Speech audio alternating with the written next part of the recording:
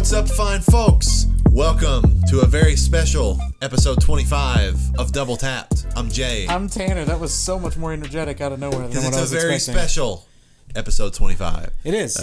As such, we have a mildly special beverage. Definitely not one that I already had in my fridge. No, but it's one that we often already have in our respective fridges. True. It is Rheingeist Bubbles Rosé Ale.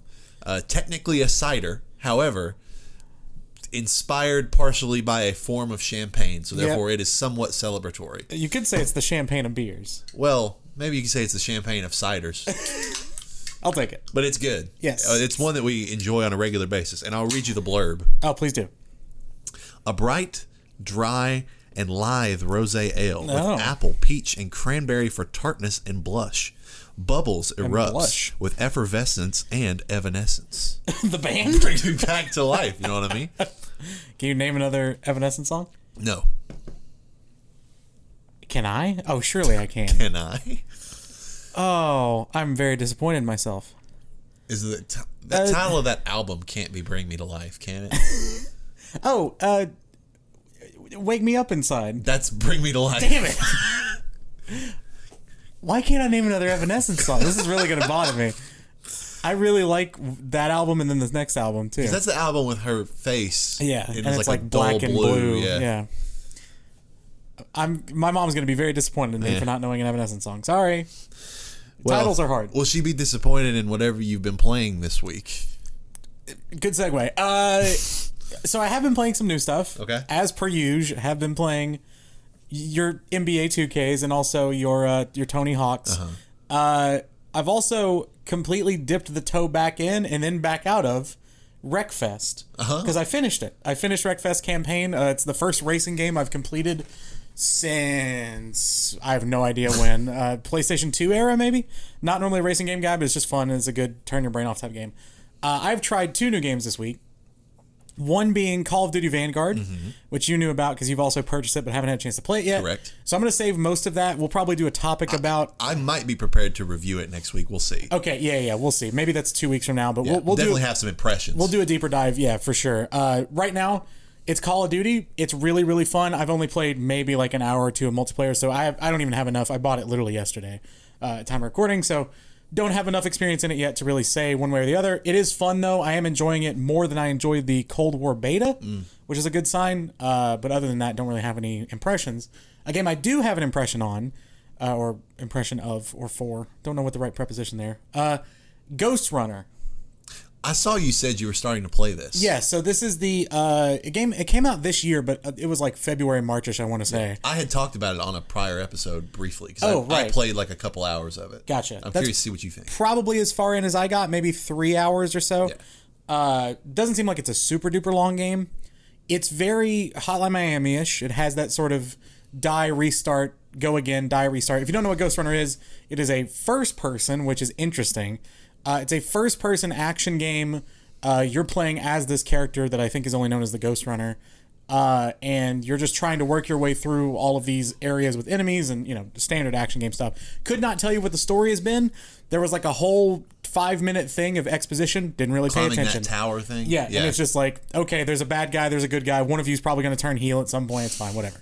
The gameplay, hard to get a grasp on, I think. It's a little clunky at times. There are times where, because it's one of those games where it's super frenetic. Like you are going at 100 miles an hour. It's like Doom almost. Doom's whole thing about like you're actually playing worse if you stop moving. That's kind of this game's idea too, is where like you're always moving, you're grappling stuff, you're bouncing off walls, you're wall running. It's also one shot, one kill. So it makes the deaths really fast and you're resetting. It can be sort of frustrating at the beginning, and I think that was my main takeaway for a little while until the gameplay finally clicked with me. It's fun. I will say there is a section, so the game kind of goes back and forth between the normal gameplay and like this cyber world or simulation sort of thing. And it looks very like glitchy and techy. Makes me motion sick, legitimately. I can see that. That's one of the... I've talked about this before, I think, on the podcast, but Borderlands is the series that has always made me motion sick. Something about the cell shading. I've tried depth of view changes. I've tried mods. Just cannot play it for whatever reason. Just really makes me want to throw up. Similar thing for this. It's like... there have been a few games. I think Fallout 4 DLC did this as well, where it's like as you move, the pixels change, and so it's just like everything looks kind of translucent and weird, and do not like those sections at all.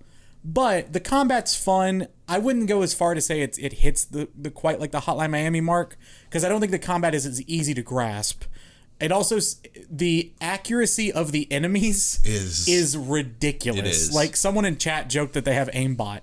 It kind of feels that way. Like, you make one false move, or even not one false move, you just move and you're in their sight and boom, you're dead. Yeah, and that's part of the reason why it's like you have to keep moving. Yes. Because if you stand in one place, their shot is going to hit you. Like, it's as simple as that. There's no misses. No. Go ahead, sorry. No, that was pretty much the end of it. And because my thoughts are pretty simple as... I hit one snag in that game that was incredibly frustrating, where it was one little corridor of enemies that took me like 20 minutes to beat that really pissed me off. And I then got to that first tower simulation thing and then tossed it. Like, I was done with it. That's fair. Yeah, I'm not sure. I think I'll go back to it because there was something about the satisfaction of clearing the enemies that was really nice that I enjoyed. The soundtrack's cool. It is a lot, though. It's one of those games. It kind of reminds me of Sayonara Wild Hearts in a very strange way, which is that it can be overstimulating. Sure. That was my main critique of that game, is that there's just literally too much going on. Like, my eyes are getting tired. This is literally tiring me out playing this game.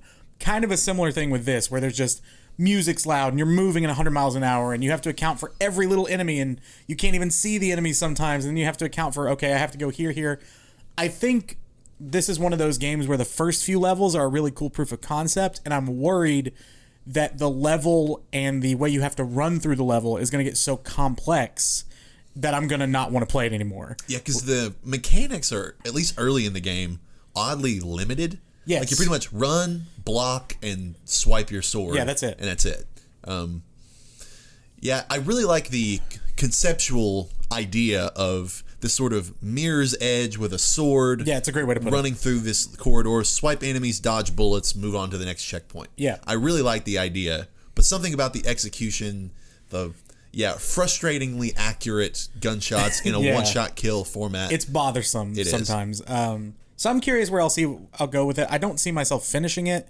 It just feels like that game's going to get too hard. Yeah. And like, whenever those games work best, and this is a critique I've had of Hotline Miami 2, which we talked about last week, once that formula gets too large, like the levels get too large, it becomes really frustrating. Because there will be points, Hotline Miami 1 is so brilliant, in my opinion, because the levels are so short and they're so, like, truncated. This game is already starting to enlarge the scope to a spot where it's like, I just did 5 minutes of one run and now I have to do it 15 more times. Yeah. It's like, okay, I may step away if it gets too much larger. Yeah. Well, I've, once again, not played much. I played a few runs of, like, Slay the Spire. Shout out. I almost picked it back up this week. I'm still, every once in a while, I'm diving back in to see if I can get a fluky win with the defect. Because if I can ever win a run with the defect, the second that happens, I'm all the way back in going for the platinum. Right. But until such time, because that's proving to be very difficult, it's just an in and out, random pick it up, give it a shot kind of thing. And then, yes, I've purchased Call of Duty. We'll be playing it. I've heard the campaign is short. Okay. So I could potentially beat the campaign this week, and then I will obviously be diving in and checking out the multiplayer. Sure. I'm also curious to try zombies again at some point. As well as the new Warzone map. Which isn't out yet. Right. I think it's like a month delayed after launch or something. Yeah, but I'm curious to try all aspects of this game. Yeah. And heard at least relatively good things as it pertains to the rest of the Call of Duty series. Yeah, so it's been super fun. Colors me optimistic. I'm just going to adjust your mic just a little bit. Adjust me. Sorry if this makes a sound. Father. Turn up for that. I think we're good. I just want it more toward your mouth. On to the news. Yeah. I've got a few stories here. One drastically larger than the others. Okay. And one of my most anticipated stories in a while. On, I think it was Thursday. Doesn't really matter what day it was. We got a 15-minute gameplay preview of Elden Ring. The way I described it here, because you have not watched it yet. No, I haven't. We'll probably watch it after this because I'll be curious to see your thoughts. Should I just pull it up and scrub through as you're talking? If you'd like. But I can tell you with, I think, pretty succinctness exactly what you should expect. Okay. It is Dark Souls to the core. All right. With open world, dungeon crawler, and non-linear action elements. That's how I described it. It is very, like when people were saying it is Breath of the Wild meets Dark Souls. Yeah. This trailer and this gameplay sequence made it as clear as day that that's what it's going to be. That excites me. Given the sort of, they're saying, oh, you have this whole open world, tackle it at your leisure. There are dungeons sprawled across that you just come across and find that hide bosses. There are bosses, like Tanner's watching currently the portion where a dragon just swoops down on you seemingly out of nowhere in the open world that you fight. There's another boss that you encounter in the middle of just a forest. It's not a boss arena. This is what I found interesting, is it seems like there are actual bosses that will just sort of come up and surprise you in unconventional places. Okay. Along with sort of dungeons that have bosses at their core in typical Dark Souls boss arena style. So it's like a mix of, to make a Breath of the Wild comparison for people who haven't played the Souls games, sounds a little bit like the Lionels versus the like actual dungeon type stuff. It's that kind of vibe. Cool. And when they showed a brief snippet of, you were going into one of what I think they called large scale dungeons. You have small sort of catacombs like dungeons that they showed, and then you have the big, my guess is there'll probably be X number of big dungeons scattered that you have to complete in order to like reach the end game or something to that effect. One was called Stormvale Castle. Okay. That looked rad as hell. Cool. And they stressed there are multiple ways you can tackle and infiltrate these dungeons. They were like, you can go through the front gate, but there's a lot of enemies, or you can sneak through. There's a jump mechanic. Love to see that. Yay! That's exciting. And then they were like, oh, you're climbing across this roof. Look over. There's this open window. You could go that way. You could do all these different things to reach the boss that lies within. I'm incredibly excited. I'm penciling this in as my early game of the year 2022. It's already won. But, or at least, but the funny thing is, for everyone else, it'll fight to be game of the month, as we discussed previously. But I could not be more amped. Looks great. We also said that we were talking about this earlier. It's been announced that there will be a 4K mode and a 60 frames performance mode and ray tracing. I'm always going to opt for the 60 frames in that case. Yeah, me too. But do you people out there? But amped for Elden Ring. Yeah, no, that's super exciting. From the little bit that I just watched, I'm in. I'm in for more Soul stuff. I'm in for like a shakeup of the convention a little bit with all the open world elements. I'm really intrigued with like the play how you want side of it. There's and in addition to that, there's also stealth, which they showed. You could sort of crouch and walk through a forest, and they were like avoiding these large enemies. Sekiro style. Yeah, more stuff. so. Okay, gotcha. Yeah, the pacing of the combat is clearly Dark Souls. Okay. And even some of the animations are literally animations from Dark Souls. Okay. But they have incorporated, a little more of the stealth, jumping, crouching from like Sekiro. Mm-hmm. But outside of that, it looked as Dark Souls gets. I'm so down and so sold on Dark Souls, the open world game. I'm in. Yeah. I don't need much more convincing, and I'm excited that people are excited. I'm excited it's a little something different, and I'm just curious how many times I'll die. Yeah. And I pretty much needed this as to show me the game works, Yeah.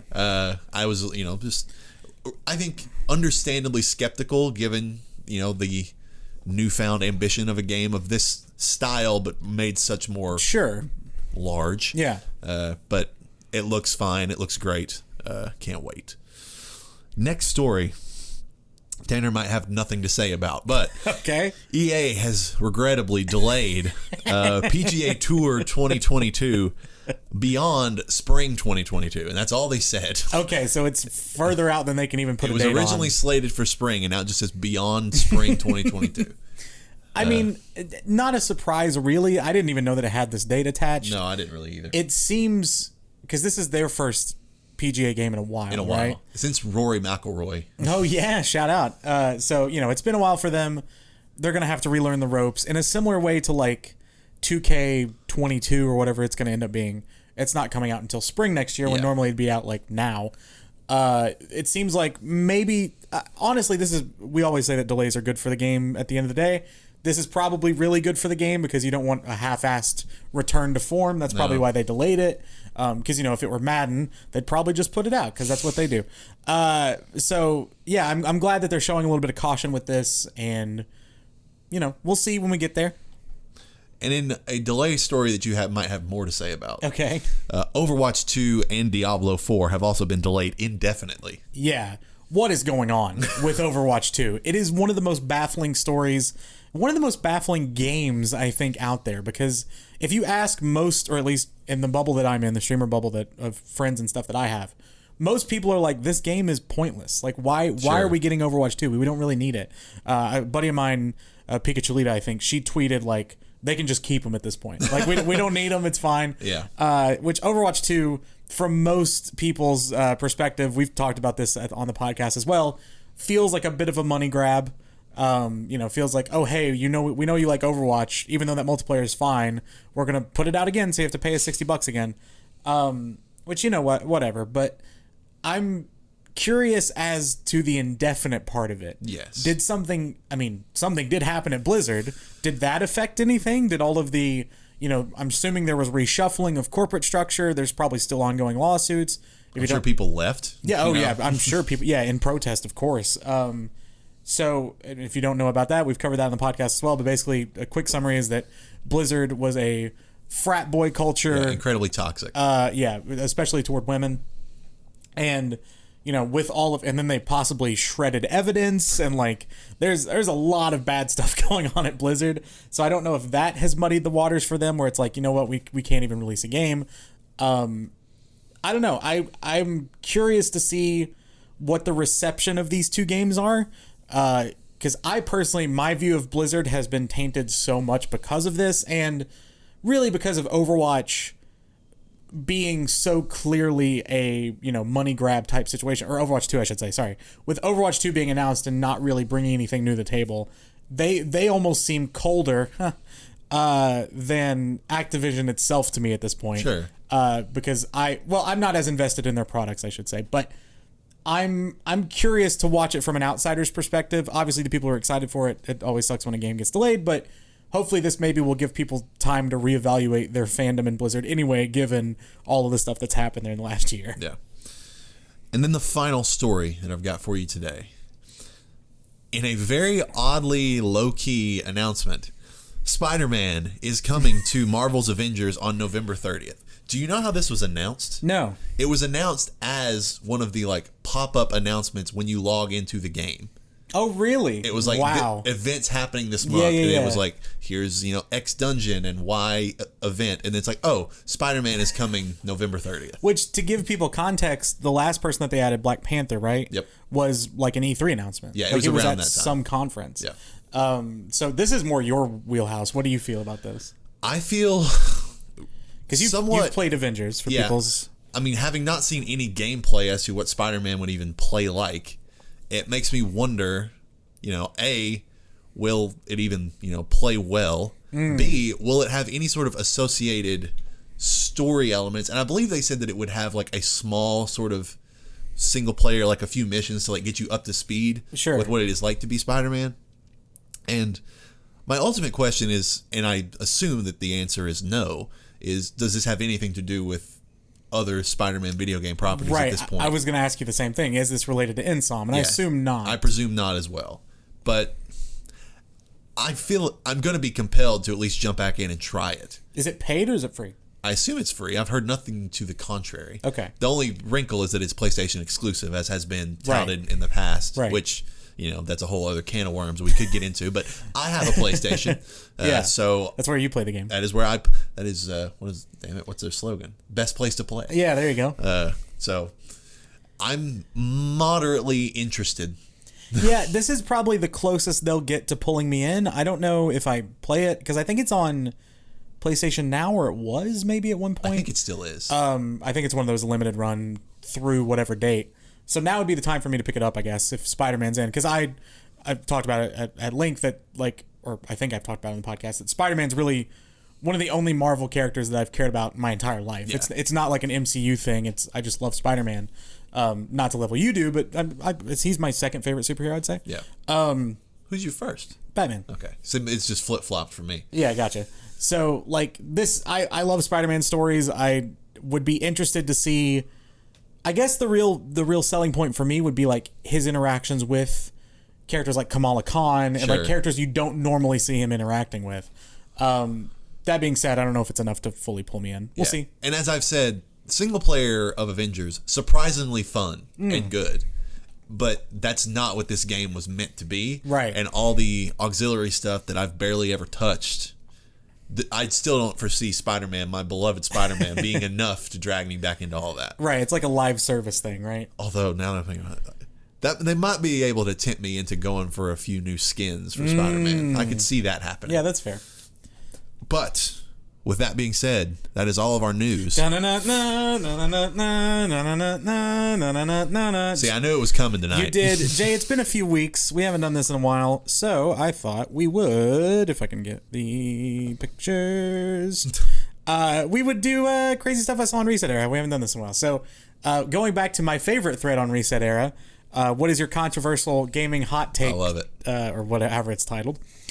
Marcellus Wallace just putting his full government name out on. We're coming for you, Marcellus. Out on ResetEra. I assume he says, Returnal is one of the worst games I've ever played. Fuck you. I don't care about a new update that lets you save your game. That just happened a week ago. Yeah, this is from October 27, so pretty recent. About a newly updated save game. It fucking sucks.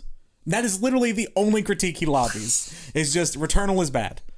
You're wrong. So I wonder if people are just not buying into the difficulty thing, and then they're just like, this game's hard, fuck this. Or I think it's part of it is, if you've never played a roguelike, the roadblocks of progress that you might sense is happening, even when it's not really true. Yeah, you said roadblocks. My brain heard Roblox, and I was like, wait, what? Go ahead, sorry. I vow to never talk about Roblox on this podcast. There's some fun little games in it. I've tried it. Okay. Anyway. Returnal's great. Still my game of the year so far. Yeah, I guess it is mine too. I haven't really thought about that. I'll have to examine a little bit more. Yeah. But I think it is. I don't foresee anything toppling it at this point unless Call of Duty really blows my hair back. Yeah. Good phrase. Same day. This post is from user Aya, I believe. AYA. Aya is music whore. I love the bloated Ubisoft games because it truly keeps me playing for years, LOL. I'm still playing through AC Odyssey, and I honestly love the game and how massive it is. I know people hate the repetitive and almost brain-dead design of the current AC games, but I absolutely love them and hope they continue making games this way from now on. Now, I will give a caveat. I'm glad that Aya loves something that they love. Agree. I'm not going to shit on them loving these games. The phrasing of it's funny, though. I was just going to say, the phrasing of the first sentence makes it sound like, when I play a video game, I'm legally obligated to finish it.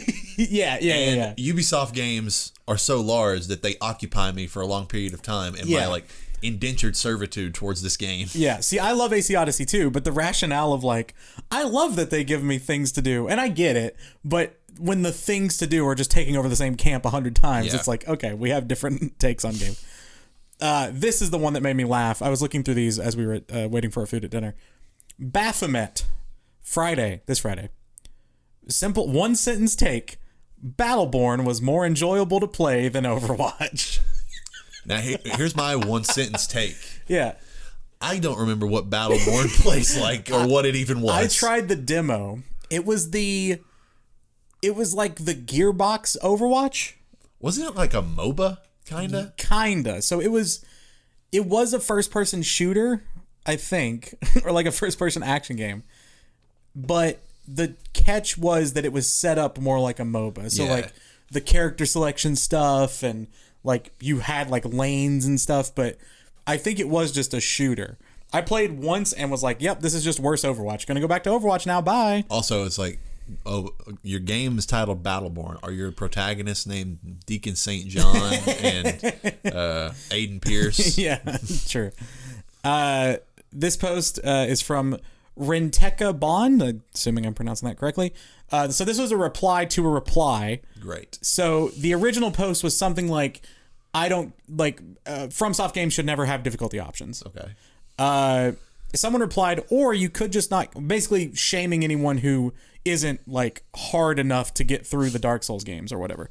Someone replied to them saying, or you could just not care about how other people want to play the game. Incredible thought, I know. They replied, I don't care. That's precisely my point. I don't care that T-Lao 2, Spider-Man, Psychonauts 2, Guardians of the Galaxy, etc. all have really great accessibility options. In fact, I think their inclusion is great considering the point isn't the same as the Soulsborne games. There's no in parentheses here, so I'm assuming that's where the parentheses supposed to end. I just also don't care that the aforementioned Soulsborns don't have a lot of them in regards to difficulty accessibility options. Can't beat X boss because you're bad and or don't want to engage with the game's mechanics? Fair enough. Have a nice day. Semicolon. It's not a slight on you as a human that you can't beat a boss. I'd be more than happy to help you out in co-op. I love doing so, but otherwise, all the tools you need are already there. Now, the thing about this one is I think they are just not realizing that some people just need accessibility options. Yeah. Like the mindset, which this is a common mindset when you talk about should games have difficulty options, whatever, is, oh, well, no, anyone can beat them. And it's like, well, any person like you. Yeah. And it's like, sometimes it's not a difficulty in terms of performance. It's a difficulty in terms of like accessibility. Ability and to play, period. Right, exactly. Yeah. There is some hurdle with movement or with, processing time or with something like that where people may need an extra second or may not be able to move, or press two buttons at the same time, or, there's a variety of accessibility things. But I just hate this logic of like, oh, you're not good enough to beat Soulsborne? You can't play them. And I'm like, I can understand is maybe even a strong way to say it. Yeah. But I can see where people are coming from when they're like saying, oh, play the game that the developer intended you to play. Like, it's their piece of art. Sure. You shouldn't amend it. Yeah. It's a strange take to say, I don't care that other games that's the weird part. Have all these options, but I also don't care that this one does not. I'm like, pick one. Right, exactly. Well, and my counter to the, this is a piece of art played how developers intended. Movies have subtitles. Yeah. That's the one thing. It's like movies have subtitles. That is the argument. They're still the same piece of art if more people can watch them. Yeah. All right, two quick ones here, and then we'll get to our big topic. From user JMagek. The 3D on the 3DS was a groundbreaking feature that Nintendo should have doubled down on in their next system. No, they should not. No, agreed. Talk about all the things that gets Tanner motion sick. Maybe like the one thing in the history of video games that could make me motion sick is that 3D. Is that 3DS screen. Imagine that on a Switch, and you have like the little dial, and it's like Super Mario Odyssey, and it just looked weird. Like, I understand it was cool conceptually. I just don't think it worked in practice. It was more like you were looking into like a little diorama. Yes. Like that was the way said, the perspective looked. Yeah. All right, last one from Don Fluffles. I agree with whatever Don Fluffles. We'll see, actually. Games should be re-reviewed based on not just updates, Warframe, TF2, but also based on mods and fan patches. For instance, Vampire the Masquerade Bloodlines wouldn't be anywhere nearly as regarded today without the fan patch, one that is included with downloads of the official game on GOG. The Elder Scrolls series are the perfect example, though. So they're saying because fans have modded in games, or modded in mods to like Skyrim, they should be re-reviewed and rescored? I don't understand this logic. Should you rescore it when you have Thomas the Tank Engine flying down in Skyrim? Like, where do you draw the line? Not every mod makes the game quote-unquote better. No, and I don't know Vampire the Masquerade Bloodlines. I'm assuming that's like a performance patch. Yeah. Not, someone adding more home design options in Skyrim, which is what most Steam Workshop, or like, new coats of paint, whatever. That's not what? Like, I don't feel like that's fair at all to anyone. It doesn't make much sense. I don't get that line. Yeah, I think that seems like it's coming from a person who makes mods. I have made this game better. Like, give it a better score. Well, and it's funny too, because then, I know that like Metacritic sorts games by their console. So like if a game comes out three places, it has a different score for all three. But that is basically saying like the PC version is better than the console version. And then you get this whole discrepancy of like you're catering toward one market. I don't know. Yeah. No, it's the answer. Don't do that. All right, that's all I got. I love that thread. It just makes me very happy. Well, our big topic, as was teased the last 2 weeks. Yeah. This is episode 25. As such, we have gone back to the drawing board. We've talked about our top 10 games in the like distant past, and sort of referencing things before.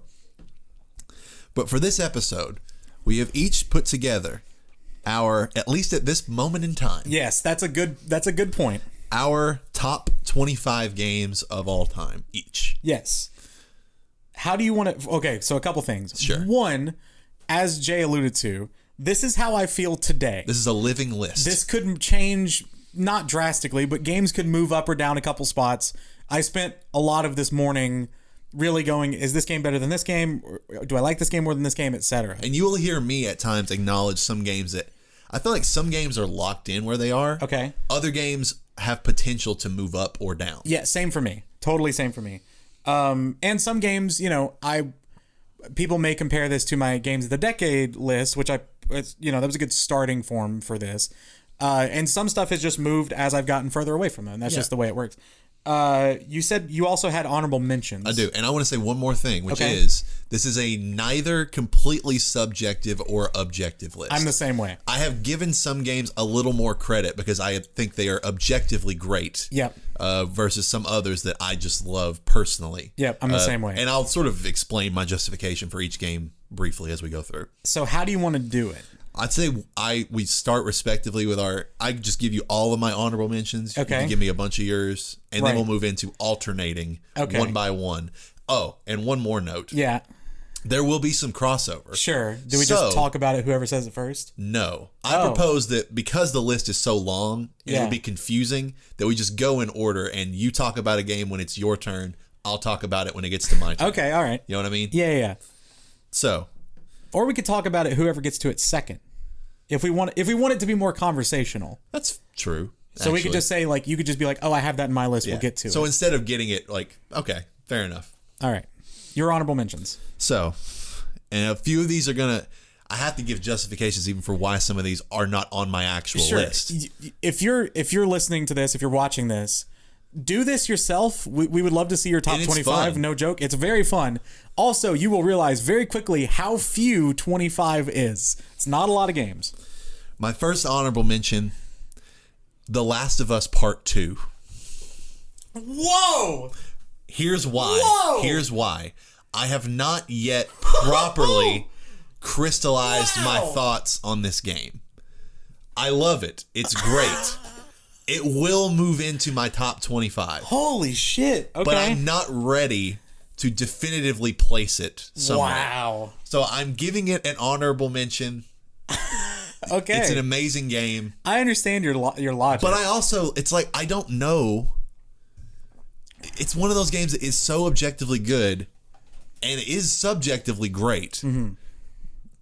But there's obviously something where it's like, is my love for it ever going to be able to, live up to the first one? And we will talk about the first one. Sure. Wow. Other honorable mentions. Stunned. Fortnite. Okay. Played a shit ton of Fortnite. Yeah. Don't anymore. Reminds me to add one. Here's maybe the one that I was about to put in. Okay. Super Mario Odyssey. Okay. Interesting. Love Super Mario Odyssey. It is amazing.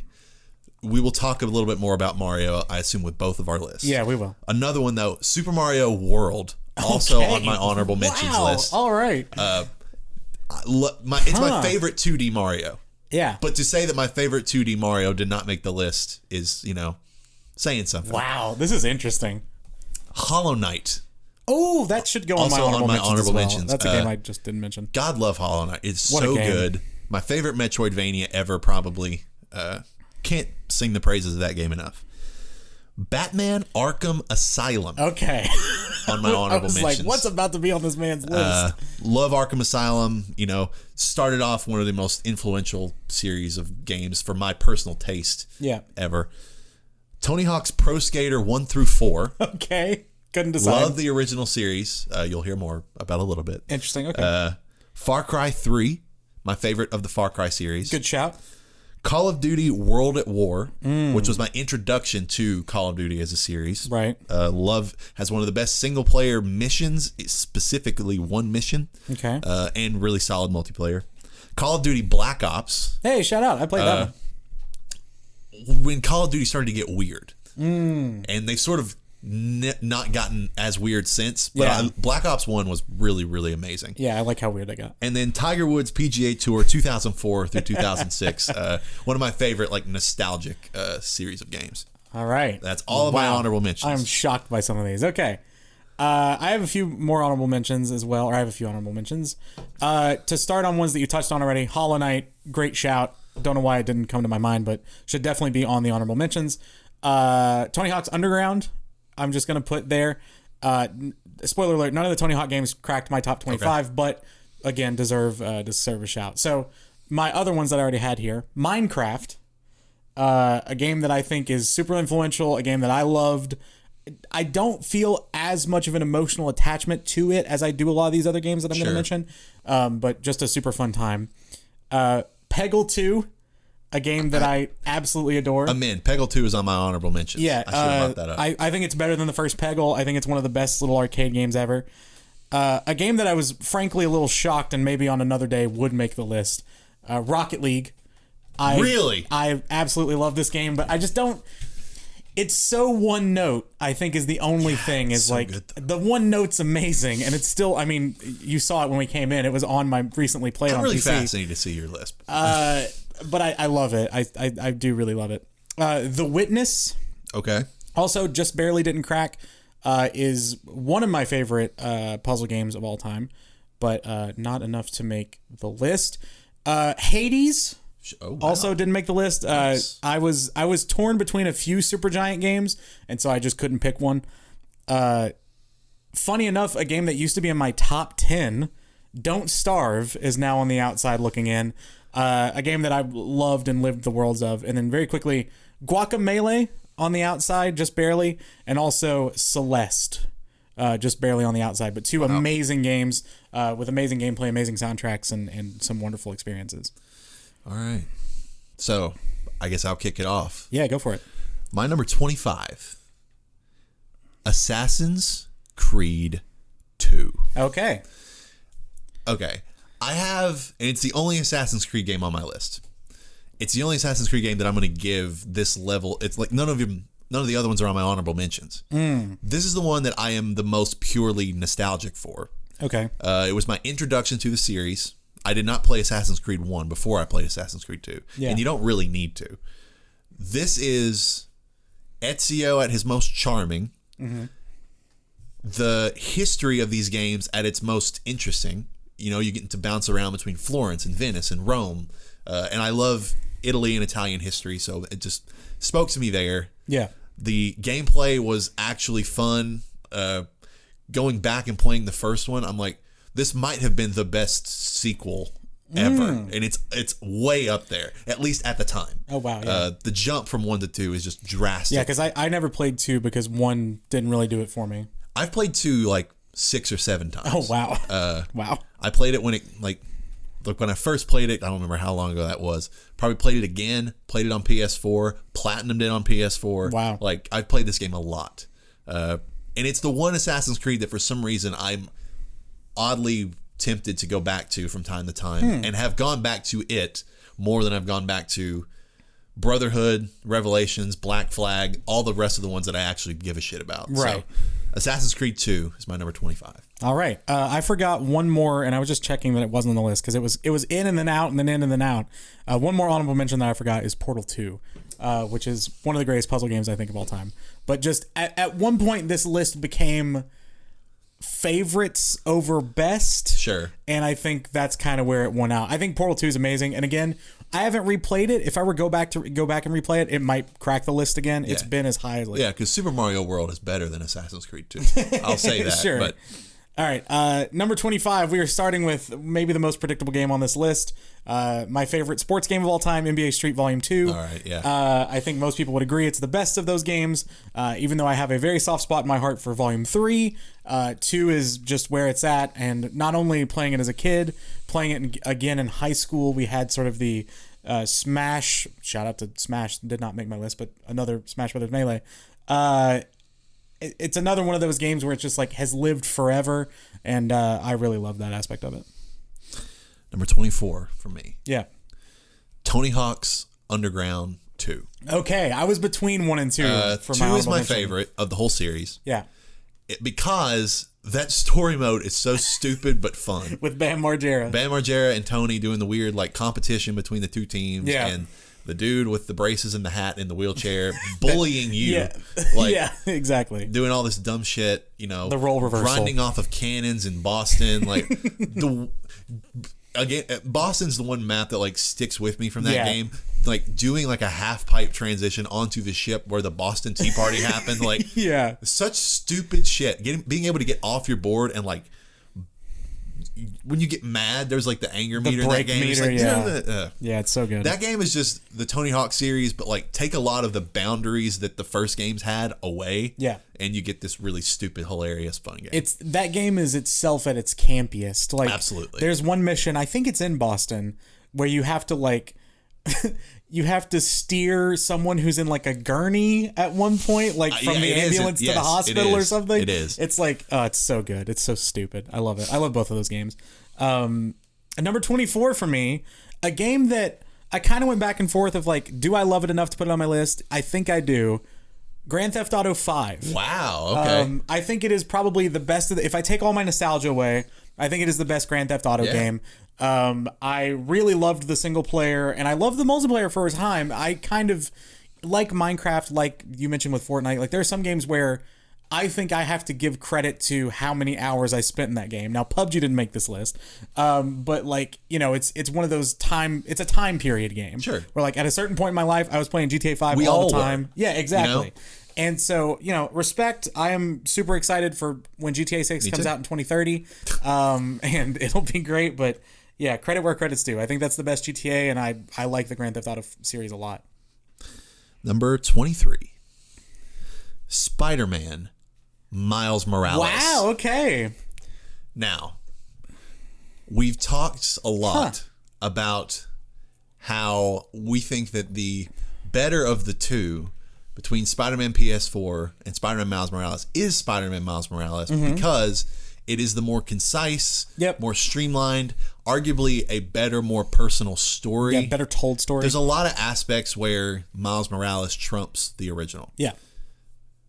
That being said, you will hear more about Spider-Man PS4 here in a little bit. Okay, because I'm going to give credit where credit is due, because for all intents and purposes, Spider-Man Miles Morales is Spider-Man PS4 reskinned with a different story. Mechanically, it's identical. Yeah. So you'll hear more about that. But that being said, the liberties that they took with the story, with some of the legacy Marvel characters that they interpreted and, you know, did their own thing with, Spider-Man Miles Morales is just about as perfectly paced a game as has come out in the last 10 years. Yeah, it's wonderful. Neither Spider-Man on my list, but I love both of those games a lot. I mean, again, you'll realize 25 is so few games that some stuff just had to get cut. Number 23 for me, Legend of Zelda: Link to the Past. Okay. Of the games after another game that we'll get into later that I went back and played, this was my favorite of the retro Zeldas. I know that Ocarina of Time has more cachet. I know your weird people love Majora's Mask. I'm weird, but Majora's Mask is one of those games I'd much rather play off stream. I need to give it another shot. Ocarina was great, but for me, the game that really hooked me and kind of was like, holy shit, I need to play through all these Zelda games was Link to the Past. I love, I mean, obviously the graphics are quite different from, because it's top down, it's, 16-bit, all that stuff. But the gameplay in it is so advanced for a game of that era to me. Like, it just feels so much more modern than a lot of other stuff from the time period. So I love the way it ages. I love the color palette. I love the like mid-game twist. I think is really cool. Like, it's just a wonderful game. And as far as pure gameplay goes, I think it's probably first or second in the Zelda series for me. It is just a beautifully designed game. Yeah, as someone who has, as I've said before, barely had any interaction in his life with The Legend of Zelda as a series, there are a couple that at least have looked interesting. Yeah. And that's one of them. Although I will say, The Legend of Zelda Breath of the Wild, not on my list. Okay, it's on mine. I assumed it would be. We'll get there. All right. Number 22 for me. Yeah. Call of Duty. Okay. 4. Modern Warfare. Gotcha. Okay. So I gave World at War my honorable mention. We will hear a little bit more about Call of Duty on my list. Not from me. But Call of Duty 4 is sort of my example of game that I'm going to give credit for creating the Call of Duty as I know it. Sure. You know, none of the Call of Duties that I have played and loved since the release of this game would have happened without this one. Fair. Totally fair. And as a standalone game, arguably this was better than... It was better than World at War. Arguably was better than a lot of subsequent Call of Duties. The multiplayer was rock solid, created modern Call of Duty multiplayer. The campaign was one of the best in the whole series, has the singular best campaign mission in any Call of Duty that I've ever played, and one of my favorite single-player missions in a game ever, period. Okay, wow.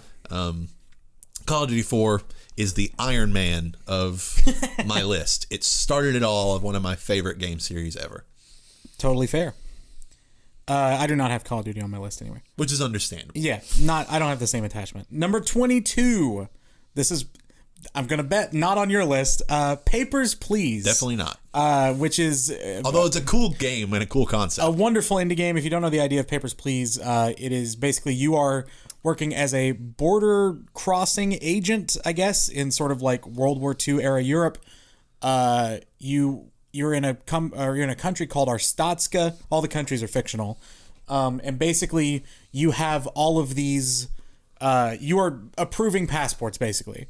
But, you know, that seems like a pretty simple thing. It's a dark game. This game will pull at your emotions and your brain because your family, your score in each level is how much money you take home. If you mess up or if you let someone pass when they're not supposed to, you don't take home a certain amount of money. And then, like, you still have to feed your family. You have to take care of your grandparents, whatever. And all of the characters that you meet are so unique and so expertly crafted where it's like, okay, this is this guy that I absolutely loathe and he's an asshole, but you know what? If I do all the puzzle mechanics, which it's a puzzle game at heart, he should be approved. All right, I'm going to let him through, whatever. But then you have these people who are like, you know, minor spoilers for Papers, Please, but like a husband and wife come through. The husband gets through no problem, and he's talking about like, yeah, my wife's just behind me. We're going on our honeymoon. It's going to be great. And then the wife gives you her passport, and she doesn't meet the criteria. Mm-hmm. And so it's like, fuck. Do I ruin their honeymoon or ruin their moving or whatever, and make the extra $5, or do I let them through and maybe we don't eat as much tonight? Like, it's a very cool, again, very dark, sort of dark humorish in a way. I love this game. I love everything that it represents, and it's a fun game to play on top of all that. So, Shout out to Papers, Please. Number 21. Pokemon Fire Red and Leaf Green. Okay. I want to say this is the only mobile game on my list. Like mobile portable game, yeah. Yeah, portable would be the better word. This is the only portable game console game on my list. Yeah. And purely for the fact that, you know, I love Pokemon as a series, and this is the best Pokemon game ever, in my opinion. I agree. It's on my list as well. Really? Mm-hmm. Should we wait? No, we can go ahead and do it. Oh, okay. I think it'll be fun. Okay. So, it was my favorite region, which is just Kanto, the OG. Yep. Being raised in the late 90s, early 2000s on the Pokemon TV show, it's impossible not to have a connection to those early few generations, specifically Kanto. But the connections that it had, that you were allowed to trade with Johto and Hoenn, so it sort of expanded the world for, like, I think the first time. I think those were the first games. I guess you could trade from Fire Red back to, like, Emerald and Ruby and Sapphire. But to have it be you're exploring Kanto, but you're bringing in these later generations, it's Pokemon at its purest. Yes, that's a good way to put it. I love it for that. That's totally agree. Number 21 for me, Super Mario World. This is one that that Jay said was on his honorable mentions. I agree. It is also my favorite 2D Mario. Yeah. And my second favorite Mario game of all time. We'll get to my first later, but. I love this game. It's one of those games that anytime, like when Nintendo Switch Online came out, I played through Super Mario World, and like anytime I get back into emulators, when that strikes me once every few years, I play through Super Mario World. Like it's one of the most solid games ever. Yeah. There have been tons and tons of words written about Super Mario World, I'm sure, so I'm not saying anything new there, but just an amazing game that is what was really the foundation for me of my love for Mario. Yeah. Is one of the reasons that it made this list. Number 20. And it's been mentioned already by you. Minecraft. Yeah, fair. I was really between putting it on and not. I had a really, love affair couple of years with Minecraft. As we all did. With an old friend of mine, Gage. Shout out. Who me and Gage played Minecraft to death. Yeah. I would come home from school on half the days of the week and would log on and would play Minecraft with Gage for literally hours. Mm-hmm. So 10 to 12 hours per week, after school, I'd be playing Minecraft and just not going to try to kill the Ender Dragon, not trying to do all of this, bonus fun in-game stuff that's there, right. But just starting new worlds, building cool houses, and exploring. Yeah. And it's surviving. That was the extent of our we were kind of just LARPing through the virtual Minecraft world, just me and him. And I've always said this: me and you have about the best rapport for something like this.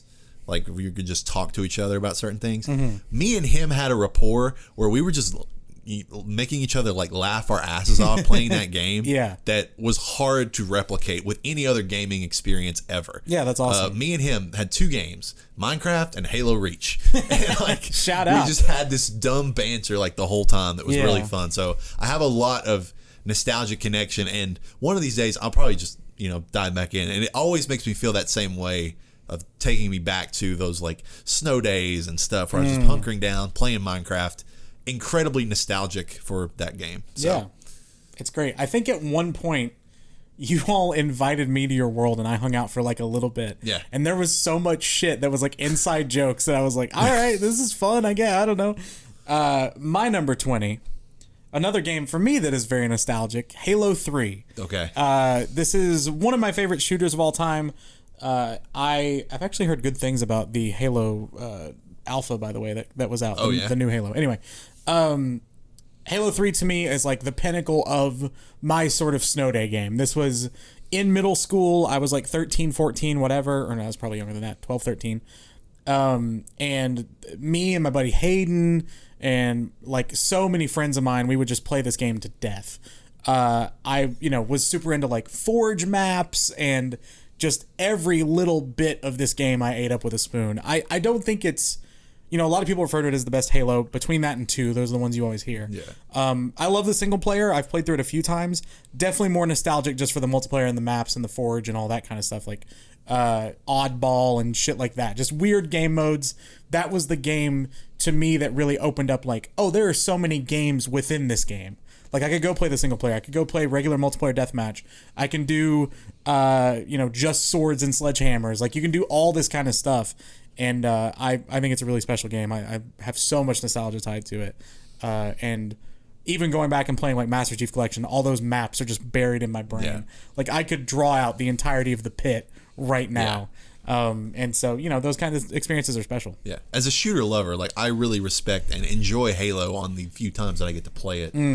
Really dug Reach. Really dug 4. Yeah, 4 is good. I like Reach and 4. And dabbled in 3, before Reach came out, but yeah. No Halo appearances on my list, but all respect to Halo as a series. Sure. Number 19, Batman Arkham City. Wow, okay. So I feel like you said that because you expect this to be higher on my list. Yeah, it's a little higher for me. I'll just go ahead and tell you.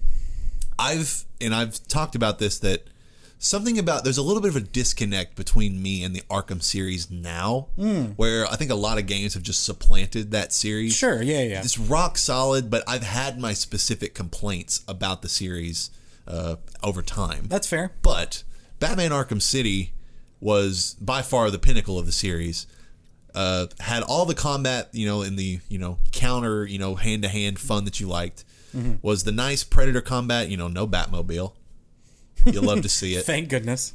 And going from in mild spoilers for the series, going from the venomized Joker from the end of Arkham Asylum I forgot about that. to the very, personal and more intimate story between Batman and Joker in Arkham City was such a breath of fresh air. And somehow, some way, Clayface was a good final boss. It was. It works. But Batman Arkham City, just a rock solid, rock steady, some might say. Hey. Open world action superhero game, arguably set the tone for what that genre is and continues to be, and probably will be the standard for it for many years to come. Yeah, totally agree. Number 19 for me, a game that you might expect to be higher, and I kind of did as well, but just ended up getting knocked down a few. Civilization 5. I know it's like your most played game ever. Yeah, this is probably the game I have the most hours in, according to Steam anyway. A game I absolutely adore. I grew up on the Civilization series. One of my first PC game memories was helping my dad build like his like Roman Colosseum thing in like Civ 2 or whatever it was. I've always loved history and love of just that game series is so special to me. I don't really play any other like strategy games or any sort of turn-based games, but for whatever reason, that series has always clicked with me, and still to this day, I mean, now it's Civ 6, but I will fire up a random Civ game and complete it on a week, maybe once a year. Yeah. And to me, Civ 5 is the pinnacle. I like Civ 6 a lot. I like it more now than when it first came out, but I think Civ 5 is the best from the standpoint of like, there are a lot of options, but not too many. Civ 5 looks a little bit more realistic. With Civ 6, they went more stylized, like almost animated looking. Yeah. I prefer the Civ 5 art style. And yeah, I adore that game. Here's a game that used to be higher. Okay. And I'll get to why it's lower now a little later. Red Dead Redemption 1. I adore this game to the ends of the earth. I love Red Dead Redemption. To me, Red Dead Redemption beats Call of Duty, every day of the week and twice on Sundays. Like it's that kind of game. I love the Western setting. I love the just character interactions, and I love John Marston as a character and the ride. And again, I'll talk more, later. But just this game was my first Rocksteady game that I really, really loved. And it's one of those games where it has a moment that sort of makes it transcend, into like a next stratosphere of games. And it's, in this game, it's the moment where you realize that the map is twice as big as you thought it was, and you go to Mexico. An amazing moment. And the story just goes, gets expansive from there. And this is also one of those games where, just to add a little sort of sprinkling of spice on top of my thoughts of this game. This game came out in 2010, I believe. Sounds about right. 2009 or 2010. Yeah. So I was 14. Okay. This game is pretty lewd at times. Yeah. So this is one of those games where I was like, oh, I'm playing an adult game now. Right, yeah. I mean, I was a young teenager, so it's not like it was that far-fetched for me to be playing a game that was like M-rated with a lot of crudeness and sex and drugs and whatever. Yeah. But still, I was like, I felt a little taboo playing this game. Right. But had a shit ton of fun the whole time, and the story is just so damn good, but only got better. Yes. So we'll talk about that later, I'm sure. Number 18 for me this is where I have Pokemon Fire Red. Similar to everything you've said about it already, I won't spend too much time on it. I think this is the quintessential like road trip game for me. Yeah. Like anytime my family was going anywhere vacation. You could do so much. You could play. Yeah. It's perfect for that. It is. It's the perfect on the go game. I never quite reached the heights with Pokemon that I did with this game, and still, if I were to sit down and pick up a Pokemon game right now, even though I own Sword and Shield, I would definitely just pick up Fire Red instead. So I just love everything you said. Being so attached to the cartoon as a kid, this was maybe the first and one of the best instances of feeling like you were in the cartoon. Absolutely. Or in the property of any game I've ever played. So absolutely love it. Number 17. Yeah. Guitar Hero 3. Oh, nice. Legends of Rock. Shout out. I could not put this game on my list. Yeah. My favorite rhythm game ever. Again, one of my most nostalgic games. I remember, and I'll say some weird, how tied I am to this game. My good friend John Tracy, Shout out. I used to go to his house very regularly, introduced me to these games, and this was the specific one. I remember the specific Glade air freshener that was in his room when we were playing this game. Not because I can tell you the name of it, but if I smell it, right, it makes me think of this game. That's awesome. And I just took it and ran with it. Like, me and him played it a lot together, and I don't know if I ever got to the level of, good, like, playing on expert, or that I don't think I ever reached that high of highs maybe with him. I maybe have just been starting to play expert with the amount that me and him played together. and then he sort of didn't play it as much after that. But then at that point, I took it and ran with it and played it constantly. Got my own copy. I had it on the Wii. Which Hell is yeah. Oddly enough, I do have it for the PS3, but I bought that later for whatever reason. And the one I played was the Wii, and I had the white Gibson controller. Yeah. And I love guitars. I play guitar a little bit, and that controller is so nostalgic. I think it's the perfect rhythm game controller. No Rock Band or any other controller has touched it since. And just all the music choices in that game. I love almost every song in that game. Yeah. Has the guitar battle against Tom Morello, who's like one of my favorite guitarists ever. We love Rage. Yeah. Bulls on Parade, arguably my favorite song of all time. Yeah. I could sing the praises of that track list and that gameplay forever, but to me, that is the best guitar playing video game ever made. That's totally fair. And yeah, I didn't. If I were to pick one, it's probably between 2 and 3, and then maybe Rock Band, just because I love the drums in Rock Band so much. But yeah, I love all those games, and you're absolutely right. Like I think 3 is probably the best, simply because they do ramp it up. Like the battles against everybody, and like all the added mechanics, and the library was probably the largest it had been at that point. Like I have such a soft spot for all those games. My number 17, right? Yep. This is where I have Arkham City. So we were around the same spot on these. I really love this game. I kind of came to it a little bit late.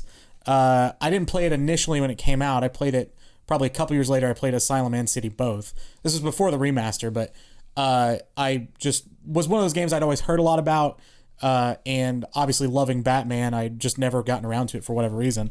Never tried it. And this game is so good. Like again, we've talked about it already, but like the combat and the stealth both work so well.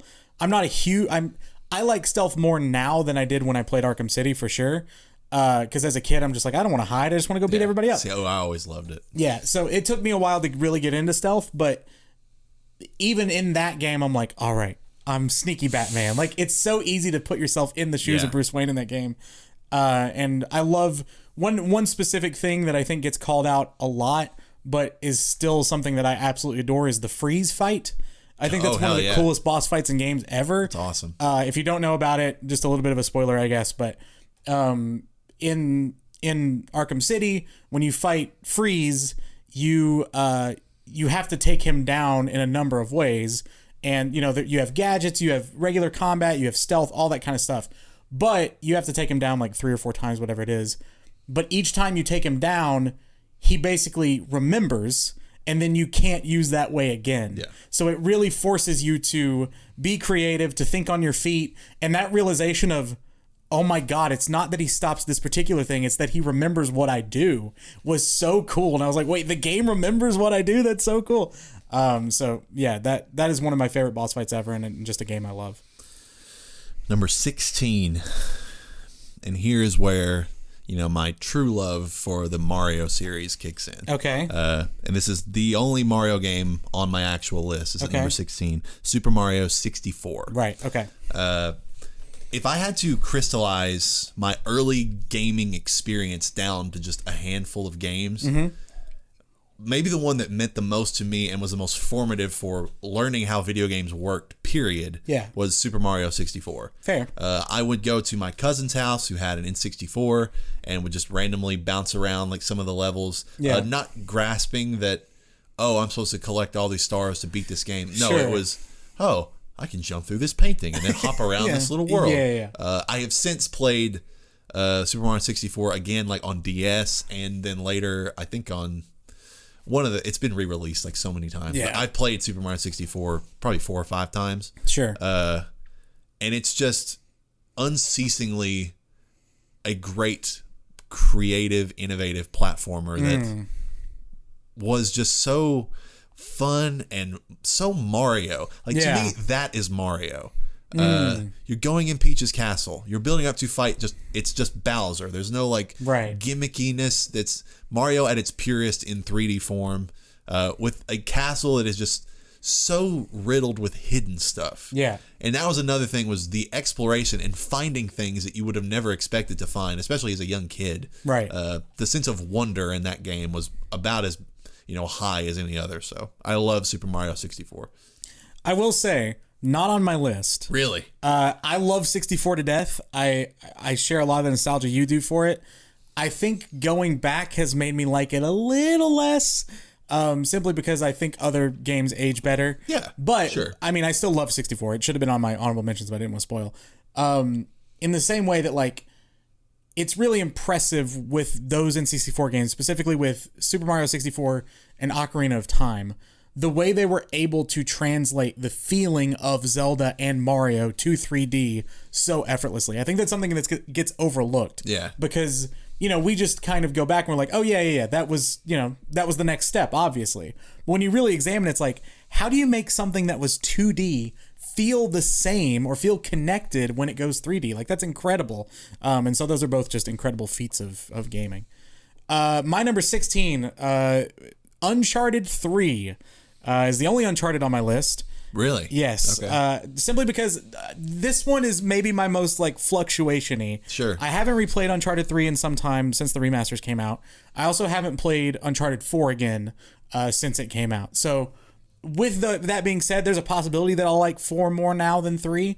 But I remember at the time playing through all 3 of them because I didn't play any of them until 3 had come out. Yeah. And they were like an established trilogy, and that was when I was getting more into like IGN and things like that. And I was like, all right, I'm going to play through all the Uncharted games.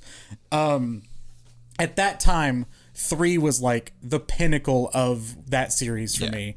I think that's where you have the most like connected dialogue between like Nate and Elena and Sully and all of that. Just that, those 3 together really established themselves in that game. Yeah. And I love the set pieces. The 3 has probably my favorite set pieces of all of them. I just think this, to me personally, is Uncharted at its best. Even though I understand that 4 is probably better from a gameplay standpoint, I like a lot of the overtones of 3 a little bit more. Well, we'll see what I think. Okay, fair enough. My number 15. Okay. Spider-Man PS4. All right. Again, I sung the praises of Miles Morales, but the format of purely swinging through New York in about as pristine details that has ever been done. Mechanics are so crisp. The story for this game was not treading a lot of new ground, but it was pretty ambitious in terms of the amount that they put into it and some of the story choices that they made. They're like, oh wow, okay, kudos for going that far. Yeah, they went for it. But you cannot, as a diehard Spider-Man just lover, you cannot accurately put into words just how fun it is and how immersive and escapist it is to swing around like a really like beautifully detailed version of New York as Spider-Man. This was one of those games that was made all that much better because of how just excited I was for it. Yeah. And we've talked about that it was maybe my most excited I've ever been at a video game announcement. And I was counting down the days, and it did not disappoint. It was incredible, amazing, one might say. Hey. God loves Spider-Man. PS4. Cannot wait for the sequel. Yeah, that's going to be so good. My number 15, going back to the indie world, it's Hotline Miami. This is a game that I think has stuck with me about as well as games have. It was my first experience with the sort of die, try again. It's not exactly a roguelike, but it has similar feelings to a roguelike. And this game is also a little bit nostalgic for me now. It was a game I played entirely on my Vita, shout out, while on the bed in college in the dorm, watching like sports every night and just playing through Hotline Miami. That soundtrack is great. The art style is so cool and memorable. With Hotline Miami 2, I think it gets past sort of the distillation to its purest form, kind of like we were talking about with 64. This is exactly what I want this type of game to be. It's arcadey, it's fun, it's grueling from a difficulty standpoint, but once you break through, it feels amazing, especially when you're going for all the S ranks or A+ ranks, whatever they call it. But as far as like arcadey games go, this is one of my faves. Number 14. We're in the real top stuff now. We're getting there. Super Smash Brothers Melee. That's fair. Among our friend group, I'm definitely the biggest Smash fan, specifically. Oh, for sure. And this is my Smash. Like, oh yeah. I was the perfect age for when this game came out on GameCube. I was a GameCube diehard kid. I remember it coming out, having played Smash 64 on my brother's N64, but then the GameCube was my thing, and this was my game on the GameCube. Played it endlessly. Like, I was playing it with every character, going through the adventure mode, doing every little different thing, unlocking all the characters. And it's one of those games where I played it so much that, similar to Call of Duty 4 and 5, the controls of Smash are ingrained into me because of this game. Yeah. I could not touch Smash for years, and because of the amount that I played this game, I would still basically remember how to play it. Sure. No matter how many iterations further along it is. Yeah. And as big as, I mean, Ultimate is probably the best Smash, but I would argue that as cool as like the World of Light, I think is what that's what it's called. The Smash Ultimate single player is. I love the adventure mode from Me too. I prefer it. Smash Melee, where you go through these like individual little missions that are unique to each character in the game. Instead of going through like one big story as just whichever character that you choose to be at a given moment. Right. Each character had sort of their own little set of missions that I thought was really cool. The maps were great. The combat at that point was pretty much refined to the point where it has not changed since. Yeah, it's still Melee. Melee is the DNA of that whole series, and it sort of hit its peak there, and I love that game, and I will challenge anyone out there. I won't beat the pros, but just for fun, for shits and giggles, I'll challenge anyone out there to a Smash Melee game. There you have. So Gauntlet has been laid. 14 for me. Another amazingly nostalgic game, Fallout 3. My favorite of the sort of Bethesda open world games. I prefer it to Skyrim, even though I really like Skyrim. I'm sure we'll hear more about Skyrim in a minute. Sure will. But for me, I have always been more attached to stuff that's like post-apocalyptic than I have like fantasy. Fantasy, it takes a lot for me to attach to. Again, I still really like Skyrim, but this is just more my type of shit. I was 14, maybe younger than that. Well, this game came out in like 06, so I would have been like 11, 12. I think it was 06. It's either 06 or 07. Yeah, so, I was around that age. It was a very formative time as far as games go for me. Obviously, the coolest thing to me about Fallout is the world. Yeah. The characters, the music. I still hear songs that are from, like, the 40s and 50s, and even if it wasn't in Fallout, I'm like, oh, it's a Fallout song. There, yeah. Yeah, it's like, all right, I'm playing Fallout. I'm wandering the wasteland again. I love New Vegas. I liked 4. To me, 3, DC is such a cool setting for this type of thing. Killing people while going through the Smithsonian is always going to be a really cool memory. That plot was really cool. Like, I love it. There's so much to love about this game. Most specifically, one of my favorite settings for a game ever. And the world itself is one of my favorite places I've ever played in. Yeah. All due respect to Fallout as a series. And I think if you were to ask me which setting I would prefer broadly, it would be the Fallout style setting. Sure. For me, with that game versus, obviously the game that you teased that I will talk about, it was a place and time thing. Oh, sure. Yeah. I played the game that I played at the right place at the right time, just like you in Fallout 3. Yeah. So 13 for me. Lucky number. Rocket League. Hey, there we go. I had to include Rocket League, both based on number of hours played, which is ginormous. Yeah, same for me. And because this is my current best pick up and play it at any time, and it's fun game. That's totally fair. I will play Rocket League anytime, especially if I have anyone to play it with. It's instantly jumps up to being, I would rather play this than just about anything else. Yeah. But even playing it with myself, playing one-on-one, matches with people online. Sure. Doing a random exhibition tournament for one of those random DLC trophies that they drop in like every 6 months. Yeah. Rocket League is maybe my ultimate in the last 10 to 15, or it could go back very long, but in the last however many years, my ultimate best pick up and play for a few hours just to have some fun game. Sure, and I may have undersold it. Like, part of my problem was I didn't know how to rank it above or below things because it is so different. It's an interesting one to rank. But yeah, it is one of my favorite games ever. I just don't know exactly where to rank, but we both adore Rocket League. What number on 13? Yeah, that was 13 for me. So number 13 for me, a game that I kind of want to. I wish I could go back and replay and sort of experience this again. Little Big Planet 2, the game that got me to get a PS3. I was on 360 because, if you remember, it was so much cheaper than the PS3 when they first came out. And so I was, even as like a 10-year-old, I was very money conscious, and I just asked for 360 and played Halo and loved it. But then a buddy of mine, Ethan, he had Little Big Planet 1, and I absolutely fell in love with the series. We played through the entire game together, and that convinced my parents to let me get a PS3. And then I got one of the only like 3 collector's editions of a game I've ever bought was the Little Big Planet 2 collector's edition. This, if you don't know about Little Big Planet, it is a platformer where you are playing as this little Sackboy guy. You can change his skins to look like whatever. It was my first real game with like skin changing and buying skins for DLC and stuff. It was kind of ahead of its time in that way.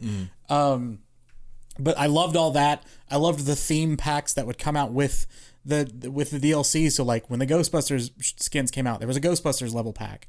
But then the cool thing was you could create your own levels. Other users could create their levels. So in reality, there was an infinite amount of levels you could play. You were never bored. It was, I think a lot of people experienced that with Fortnite too, with like the creator stuff. But it was, again, talk about right place, right time. Being like sort of a kid, sort of a preteen, this just scratched all my itches and is one of the most fun, pure fun games I've ever played. Number 12. We're officially in the top half. Yeah. Uncharted 2. Oh, okay. So, critics and the public might say that this is the best Uncharted. I disagree. However, it is, to me, 2 and the other ones that I will still talk about are all relatively close. Yeah. And I love Uncharted 2. I love the set pieces in 2 compared to, some of the others in the series. The train, set piece. Yeah. Amazing. The, really everything in the snow in that game, fighting through the like temples towards the end. Introducing Chloe, who is one of the most fun, I love Chloe. Off, side characters in the whole series. Yeah. Culminating it in, to me, what is probably either the most or second most satisfying final boss in the series with Lazarevich. Sure, shout out. And bringing Nate and Elena's relationship to a pretty satisfying, not conclusion, but sort of a, resting point for the series to then jump off of from there. Yeah. It crystallized their relationship really where one had just sort of, fanned the flames. Sure. But Uncharted 2, rock solid. It's, splitting hairs to really decide between the few of these top games. It really is. I have one that is my conclusive favorite, which we will hear about soon enough. But love Uncharted 2, love the whole series. Yeah, same here. Number 12 for me, it's Super Mario Odyssey. It is my favorite Mario game, it took me a while to realize. It's amazing. It's so good. For some reason, I've created this tradition with myself where every time I go home to see my mom for Christmas, I go through and get as many of the moons as I can because I've never gotten 999 or whatever. So I just am slowly, like years and years and years, filling in those moons. So it's become a tradition for me that I love. It is a game that a 6-year-old or a 60-year-old could pick up and play. It has the most appeal. Go ahead. Well, you said that literally as I was singing. This is one of the few games that I share with one of my nephews. Right. He is of the age where, because this game came out 4 years ago. Something like that, yeah. And he didn't, at that time he was too young, but he sort of, progressed. And once he started to understand video games, Super Mario Odyssey was at the forefront of games that he could play and somewhat understand. Right. He's played, and I would just let him, he's found moons that I have not, like in my copy of Odyssey, and just bounced around, and he just loves just being and existing in the way that I just existed and bounced around in 64. Right. This is his version of that, which was amazing. I love seeing that. Yeah, that's so cool. And like I love all of the different world settings. I love some of the surprises in those worlds. Like, I did not think the whole Cappy thing was going to work when I first saw this game. So well. It's amazing. It's so well done, and gives you so much variety. It feels like they squeeze every last drop of like fun and exploration and versatility out of every one of these settings. Like, no stones left unturned. If you think there's something behind that wall, there probably is. Like, it is the exploration dream as far as I'm concerned about really rewarding every inch you want to go look after. And the soundtrack rules. Yeah. So just a wonderful, wonderful game. Number 11, Uncharted 4. Okay, all right. So, again, we're not done. Sure, no. But I gave 4 the slight edge over 2. I would probably do the same. And these two are neck and neck. When I tell you, I mean, it's funny enough that they're from the same series, but they have different accolades and different detractions that I would give each.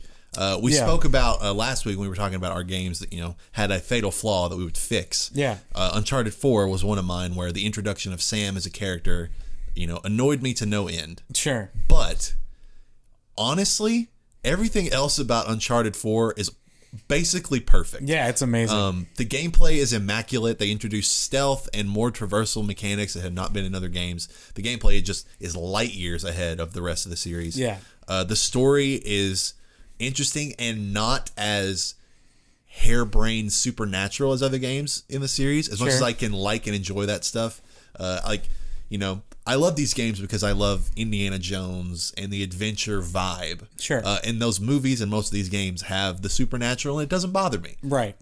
But I do respect that this game does not. I agree. And tells a more personal, realistic story, even if you're bouncing around to like the ends of the earth, going after all this stuff. Right. The final conflict is more personal and engaging than maybe any of the others. It's not as true of a boss fight as Lazarevich, but it is still much better than Uncharted 3, which I talked about also last week. Yeah.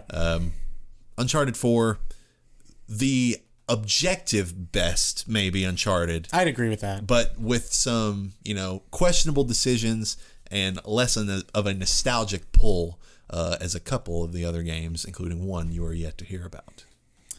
My number 11, and we're just knocking on the door of the top 10 here. The Stanley Parable.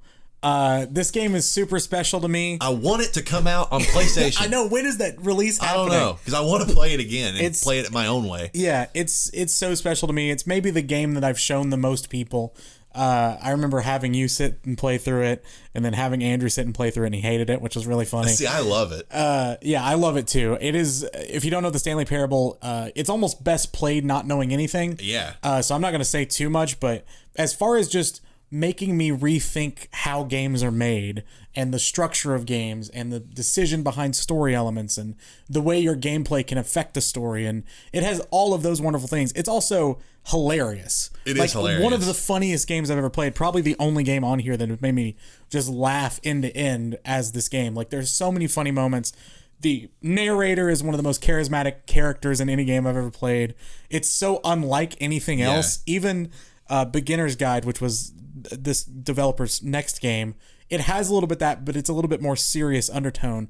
This is just balls to the wall, hilarious, campy, ridiculousness, and it all just works. And I go play this game. If you don't know anything about it, just go play it. Well, and the fact that it can run the spectrum between uber hilarious to like completely like nihilistic. Oh yeah, like at super times. dark and serious. Yeah, I love that whole spectrum of emotions is in that game. Yeah, it's amazing. Number 10. Top 10, here we are. Red Dead Redemption 2. Okay. And I think Red Dead Redemption 1 would be higher if this game didn't exist. Yep, fair. And a lot of my love for Red Dead 1 rolls over into this game. Totally agree. Because the stories cross over. Red Dead 2 is a prequel to Red Dead 1. This, characters overlap.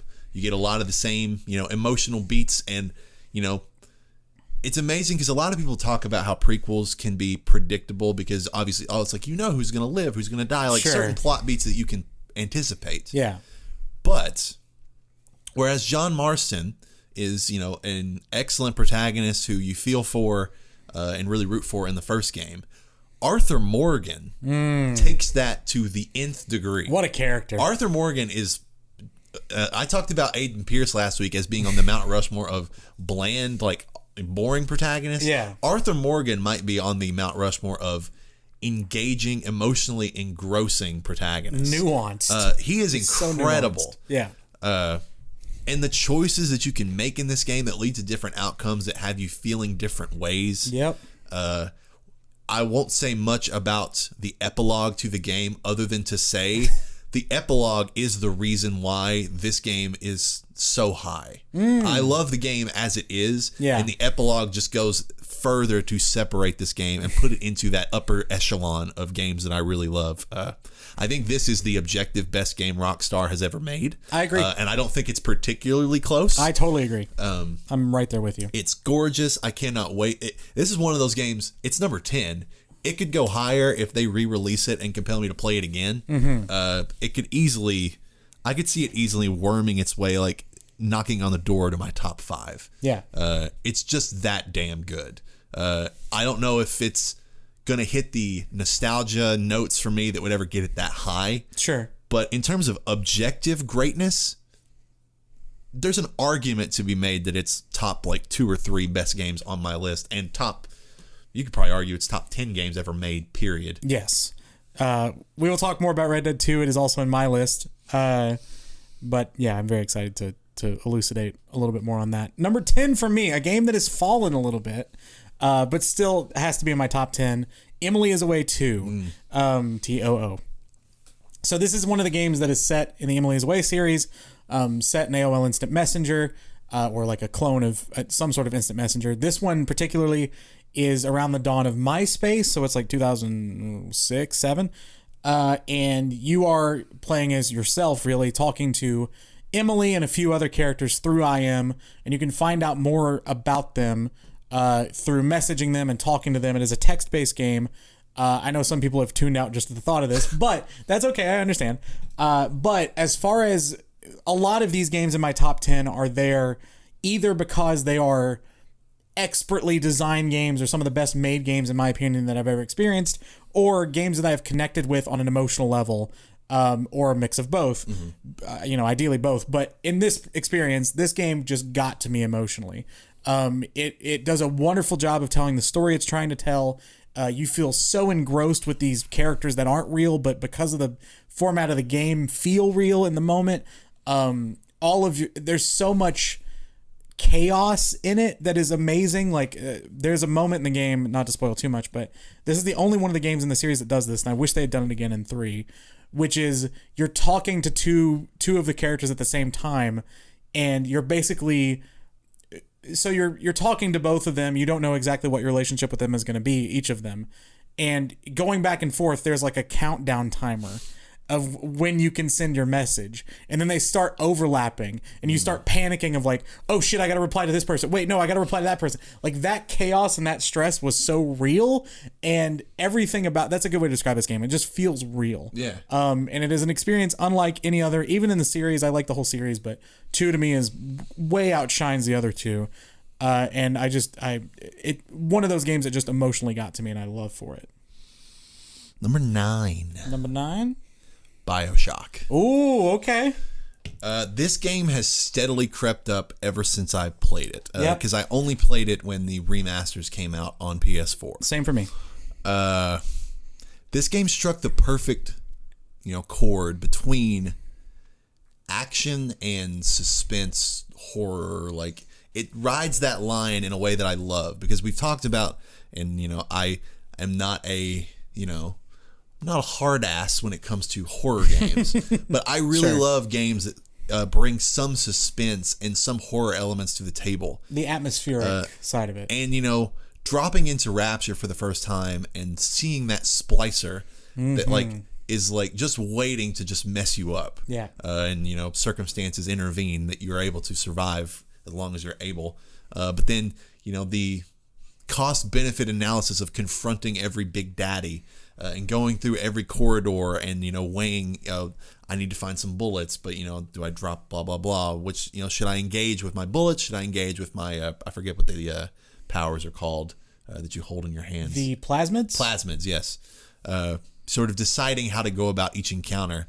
And then to say all that, from a gameplay perspective, the game's amazing. But the story and Andrew Ryan creating this incredible world as, Ayn Randian capitalism, utilitarianism to the nth degree, and seeing the collapse of this ad hoc underwater civilization spoke to me on like a philosophical level that maybe no other game on my list has. BioShock is about everything that I could want in a video game in terms of how much it makes me think and how much it then makes me enjoy going through the world that they've created.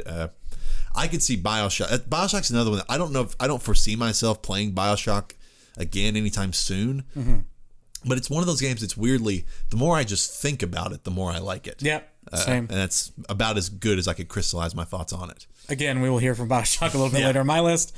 Number 9, one that I'm going to get ahead of you, is Bloodborne for me. That is the shirt I'm wearing today. Oh, you'll hear about it. I absolutely adore Bloodborne. I did not see myself loving Bloodborne the first two or three times I tried it, but the fourth time or third time, whatever it was, it clicked. And there have been very few moments where a click has felt so satisfying in gaming than when Bloodborne clicked with me. And I think that's maybe an argument you can make for any FromSoft game. Is like when it whatever your first one is, when it clicks, you feel incredible. Like it is such a cool moment. I think Bloodborne is my favorite. Sekiro almost made this list, but I love Bloodborne so much. And it's a game that I love in spite of me not thinking I'd love it for so long, which is kind of cool. But the setting is amazing. Of course, the boss fights. Everybody talks about the boss fights, and they are so varied and so unique. An underrated part of it is like the Chalice dungeons. Mm-hmm. Those add a complete new element for FromSoft games that they haven't had, at least in the ones that I've played. With like the half health Chalice dungeon, of course, is kind of notorious for how hard it is. Just adding that little ramp of difficulty. The story was easy enough to follow that I actually kind of got some of it. It wasn't as like, here is what the story is as Sekiro was, but you know, the feud between like the school and the church, basically, super interesting. Everything about this world is so fascinating. Yeah. And I think that's one thing that separates it for me from the rest of the pack with FromSoft games. But the gameplay variety, the weapon variety, as far as gameplay goes, I think it's one of the best game design games ever.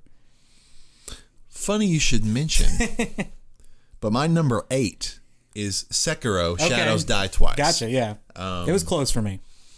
I've said before, Sekiro is my favorite combat ever in a game, period. Yeah. No other game makes you feel like you're having a one-on-one, tit-for-tat swordsman duel the way that Sekiro does. And yeah, Sekiro tells a good, straightforward story that is relatively engaging. Yeah. You're motivated to push your way through the story. Yeah. But that's not why you really come to these games. You come to these games for the, boss fights and the larger encounters where this game is structured a little differently, where it has like mini bosses, like definitive mini bosses compared to some actual boss fights. And some of these mini bosses are as difficult, if not more difficult, than a lot of other boss fights, not just in Sekiro, but otherwise in the whole like FromSoft catalog. Yeah. But Sekiro to me is just a game. It's another one that I feel compelled to come back to from, every now and then, because the gameplay is just so immaculately good. Yeah. It is just so compelling to face down another swordsman one-on-one and get the, one-up and defeat them.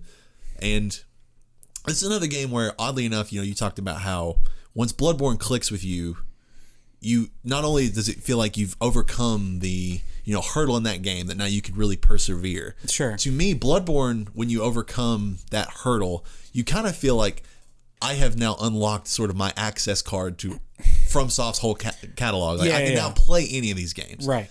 Except Sekiro. Yeah.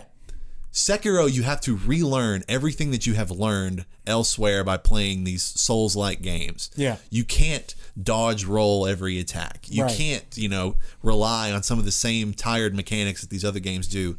You have to engage, be aggressive, block strategically, manipulate their stamina bar, like manage your own.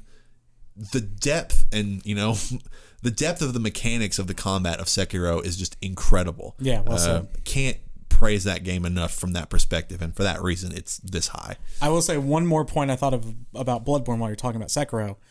Maybe the best DLC ever as far as video games go. That DLC is incredible. So just want to give a little shout out to that. Number 8 for me, a game we've already discussed, Red Dead Redemption 2. This game really could fluctuate as high or as low as like you said, like 3 or 4. Yeah. I absolutely adore this game. Specifically in the epilogue, this isn't a spoiler.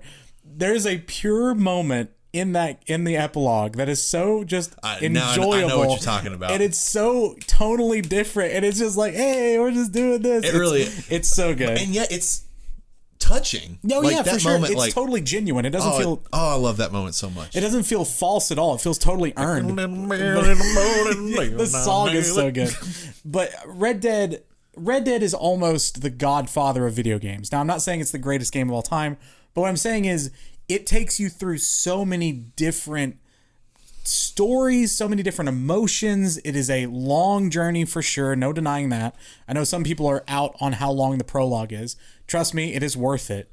It is such a large scope, but yet still distills down to these personal stories. It is Arthur with Dutch. It is Arthur with the rest of the camp. It's Arthur with John. Like, it is all of these personal connections you make feel valid, feel real. The setting is super cool with it being like, was it like Louisiana? Yeah, it's right. I don't remember what they call it. I don't either, but basically Louisiana. Saint Denis. That is their version of New Orleans. Yeah. That setting is super cool, especially in that time period. There's so much life to this game, and it's one of those games where every corner, every chance you take to look at something or listen to someone talking, there's something there. I've talked about ad nauseum the moment I had in this game that wasn't really planned, but there are so many little moments like that where it wasn't even maybe intended to be such an awe-inspiring moment, but because of the detail they put in every corner of this game, there's so many moments that can be awe-inspiring. There's so much just potential for revelation, I guess, in this game that is unlike most games I've ever played. I love this game to the moon. I totally think you're right that it's the best game a very talented studio and Rockstar has ever made. So deserves to be this high. And the fact that I can find that house, the like scary house, that I'm pretty sure is not part of any mission. That you just stumble across, and it just tells its own story. You can walk in and look at it, or you can never go in there ever. Yeah, it's amazing. Number 7, Uncharted Lost Legacy. Just kidding. I was like, whoa. Uncharted 3. Yeah. My favorite of the Uncharted series. Again, you touched on the set pieces. Yeah. Uncharted 3 has by far the best set pieces in the whole series, and it's not particularly close. The freaking ship, man. The shipyard. Yeah, oh yeah. The plane, the desert, all of these different things culminate in some of the most like engaging, fun, action-packed, cinematic. Yeah. There is no better word for this game than cinematic. You feel like you're in an action movie being directed by like Steven Spielberg or whoever. Right. With really kick-ass performances from everyone involved. Yep. Nolan North is just Nolan North. He's a lot of characters. Nolan North is Drake. Yes, 100%. He shines the brightest he ever does when he is the quippy, fun, Nathan Drake, just gallivanting through these ridiculously stupid scenarios that no mortal man should ever survive, but Nathan Drake somehow does. Yeah. And the personal story that, you get the developments between Nate and Elena, and then specifically in this game between Nate and Sully, who is, you could argue is just as important of a relationship. I think you get the real moments between Nate and Elena, or you get a lot of them through the whole series. Sure. But you get the real Nate and Elena in 2 and 4. 4 specifically. Yeah. But this one is Nate and Sully to the core, which is more fun, if less touching than Nate and Elena's. Yeah.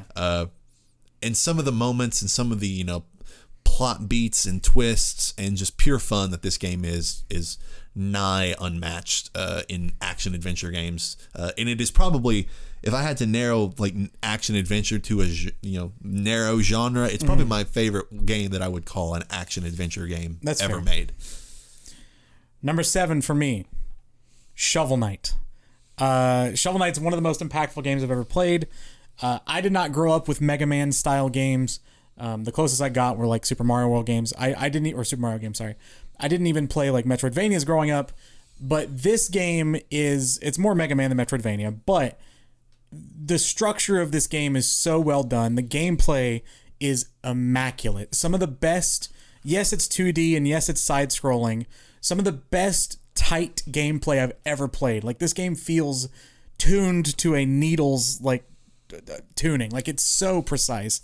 The boss fights are so varied and interesting. Fighting all the different knights, fighting the boss rush toward the end, the Order of No Quarter, is one of my favorite moments in games as far as gameplay goes ever.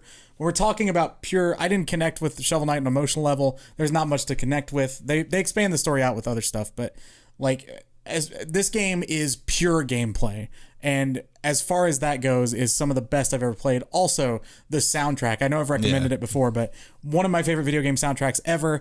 It is just, everything is tuned so precisely in this game that it is just oodles of fun. It's hard, but not so hard that you feel like you can't do it. There's challenge if you want it. It's the only time I've ever speedrun a game because I had to for a trophy.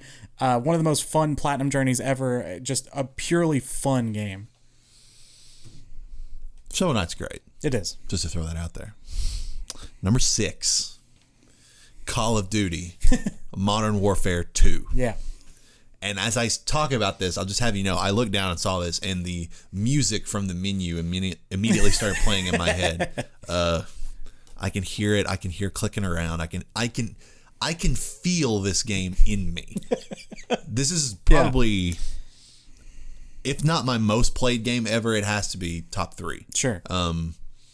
This is when Call of Duty hit me at the perfect age. Like, I was able to learn the series with 4 and 5, and then all of my friends started playing with this game. Yeah. And this was the game where I would come home and not want to do anything else besides hop onto my Xbox Live, because I had a 360 at the time. Shout out. And just absolutely play Call of Duty till the wee hours.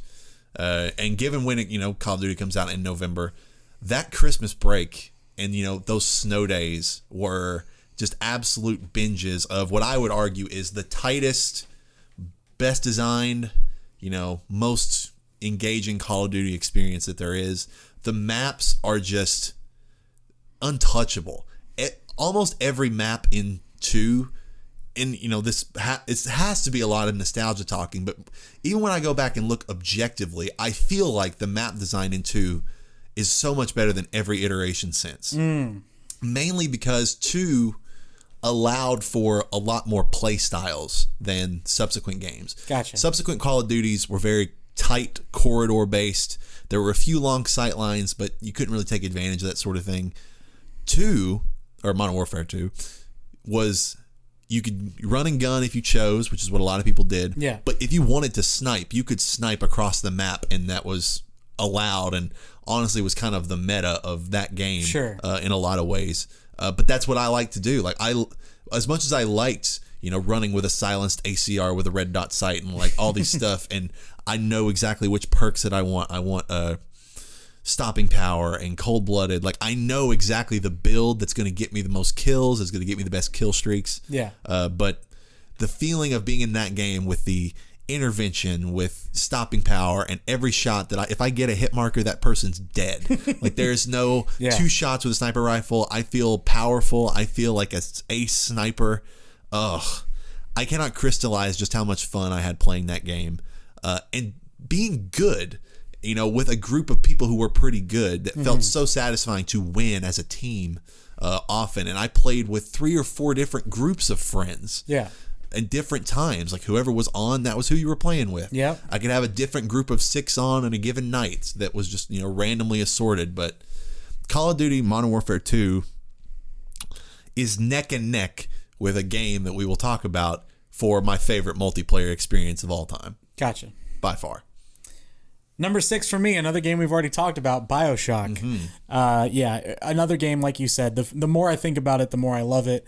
I almost put BioShock Infinite on here as well, but I think BioShock is the purest of that kind of experience you're going to get. Rapture, one of, if not the coolest settings in games ever. Andrew Ryan, one of the coolest characters ever. Shout out to Sander Cohen, which is a very cool character that's kind of a middle of the road thing. The story beats, obviously not going to spoil because the story is absolutely amazing. The fact that this game holds up so well, you and I both played it way after the fact when it came out and both adore it. That's such a strong point in its favor.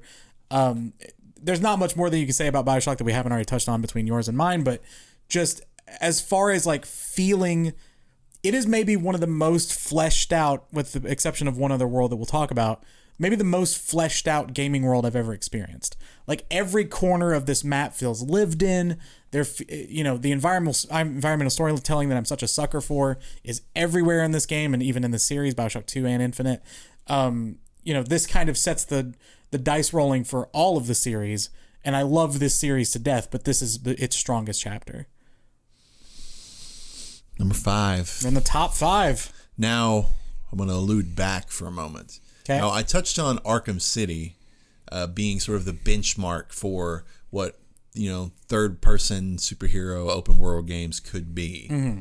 But my personal benchmark for what such a game could be is Infamous. Oh, right. Yeah. Okay. I thought you were going to say Spider-Man 2 for a second. I was like, whoa. No. Yeah. Infamous 1, I didn't think of Infamous. To me, is one of those games that made me a gamer. It was that point in time where I was, I think, 13 when this game came out. Relatively early in my life cycle of playing with the PS3. Yep.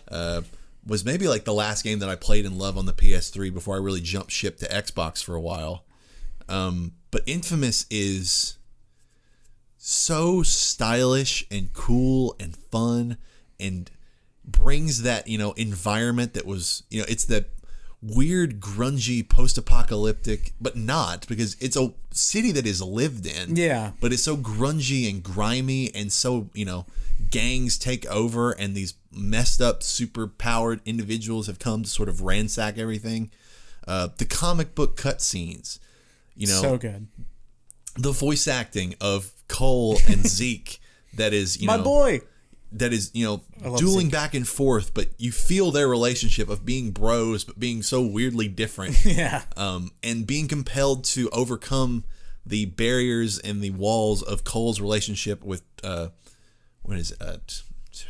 Trish, I believe is his girl's name. I'm almost positive that it's Trish. But just the stylization, but the end-all be-all of me talking about Infamous is just how fucking cool it is to be an electric-powered superhero, and you can walk around and suck the electricity out of anything. Out of cars. You can suck car batteries. You can suck, like, light poles. Yeah. It's so cool and satisfying to then unleash literal lightning bolts from the electricity that you are generating from the rest of the city around you. And then how cool it is for you to go into missions where, like, the enemies have strategically, like, cut the power, and all of a sudden I'm like in pain and I can't heal myself, and it's dark, and you feel like it's sort of like Dying Light when you go out at night and you feel everything is more dangerous. Sure. You go into the part of the city where the power's out, and all of a sudden you feel so vulnerable. Yeah. Like, I cannot engage an enemy. I am not powerful enough right now. Right. And then you flip the power back on, and all of a sudden you are an electricity god. Yeah.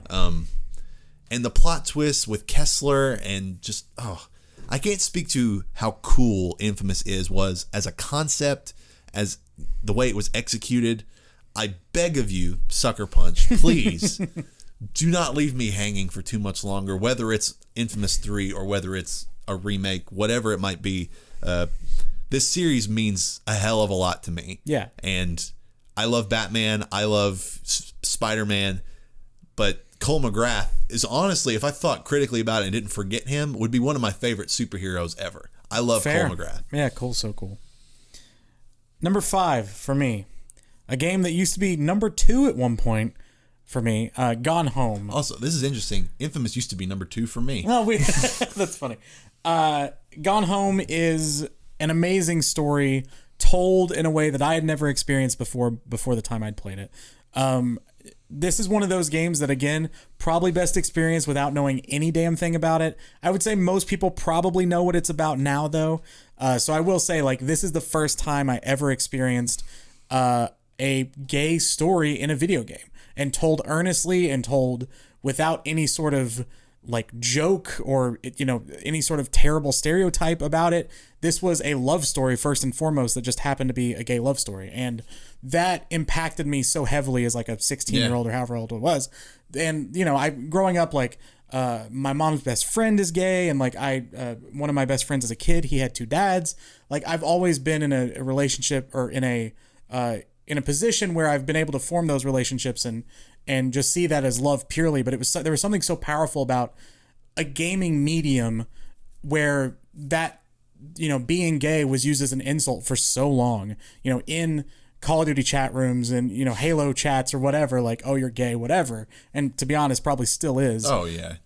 But seeing that something in video games that usually has that stereotype of like people being homophobic, seeing it go, no, this is a love story here, was so powerful. There are fewer experiences, because the game's only like 2 hours, 2-3 hours, somewhere in there.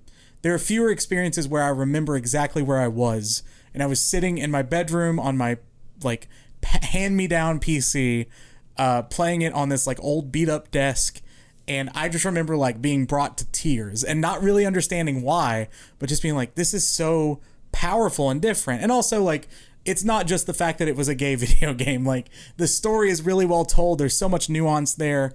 It's set in like the 90s, and that's really fun. Like, the soundtrack is really cool. All the little notes, like, there's so much humor written in all the this is environmental storytelling. The game, it's a walking sim, but it's that type of game, and it just connected with me on such a level that few games ever had since. So, shout out. When I think about it, it might be, and I've talked about that. I really enjoyed Gone Home, and even though and everyone talks about how it's not the game they expect it to be going in. Sure, yeah, which is part of the fun. It might be the end all be all of walking simulators, though. No, I agree. In terms of just a game where you're just walking through a house, yeah, and just exploring and uncovering, information about the lives of other people. It does that as well or better as any other game ever. Yeah, totally agree. So I have mad respect for it, even if it's not my typical style of game. Sure, yeah, oh, for sure. Number 4. Let's cue the Song of the Dragonborn, baby. Because this is Skyrim. Okay. Your Fallout 3 is my Skyrim. Sure. This was my first foray into the massive, RPG of, Bethesda's ilk.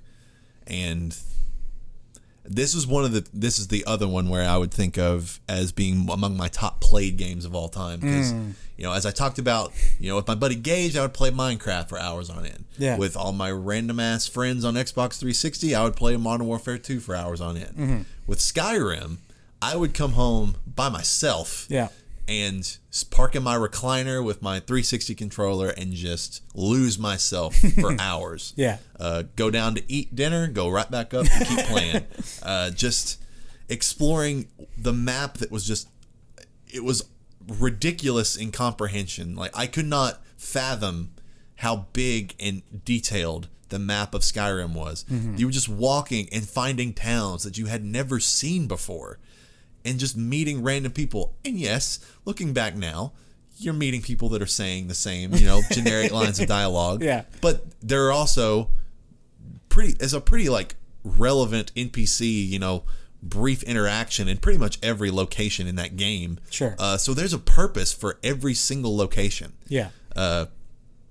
You would find caves that you would go and clear out. And you would find something that's like, oh, this is not typical loot. And then you would find the person that was supposed to give you that quest, and then they'd be like, oh, you already found it. Yeah. That was brain-breaking to me. That like, oh, I completed this mission without even trying. Yeah, without even knowing it was a mission. This world truly is, mine for the taking. I get to do what I want and, reap the rewards as they come. And whether you choose, like, the Stormcloaks versus the Imperials, like, that's just the first of a quadrillion different little minor changes in your path that you can take to create your own character in what is still the deepest RPG that I've ever played.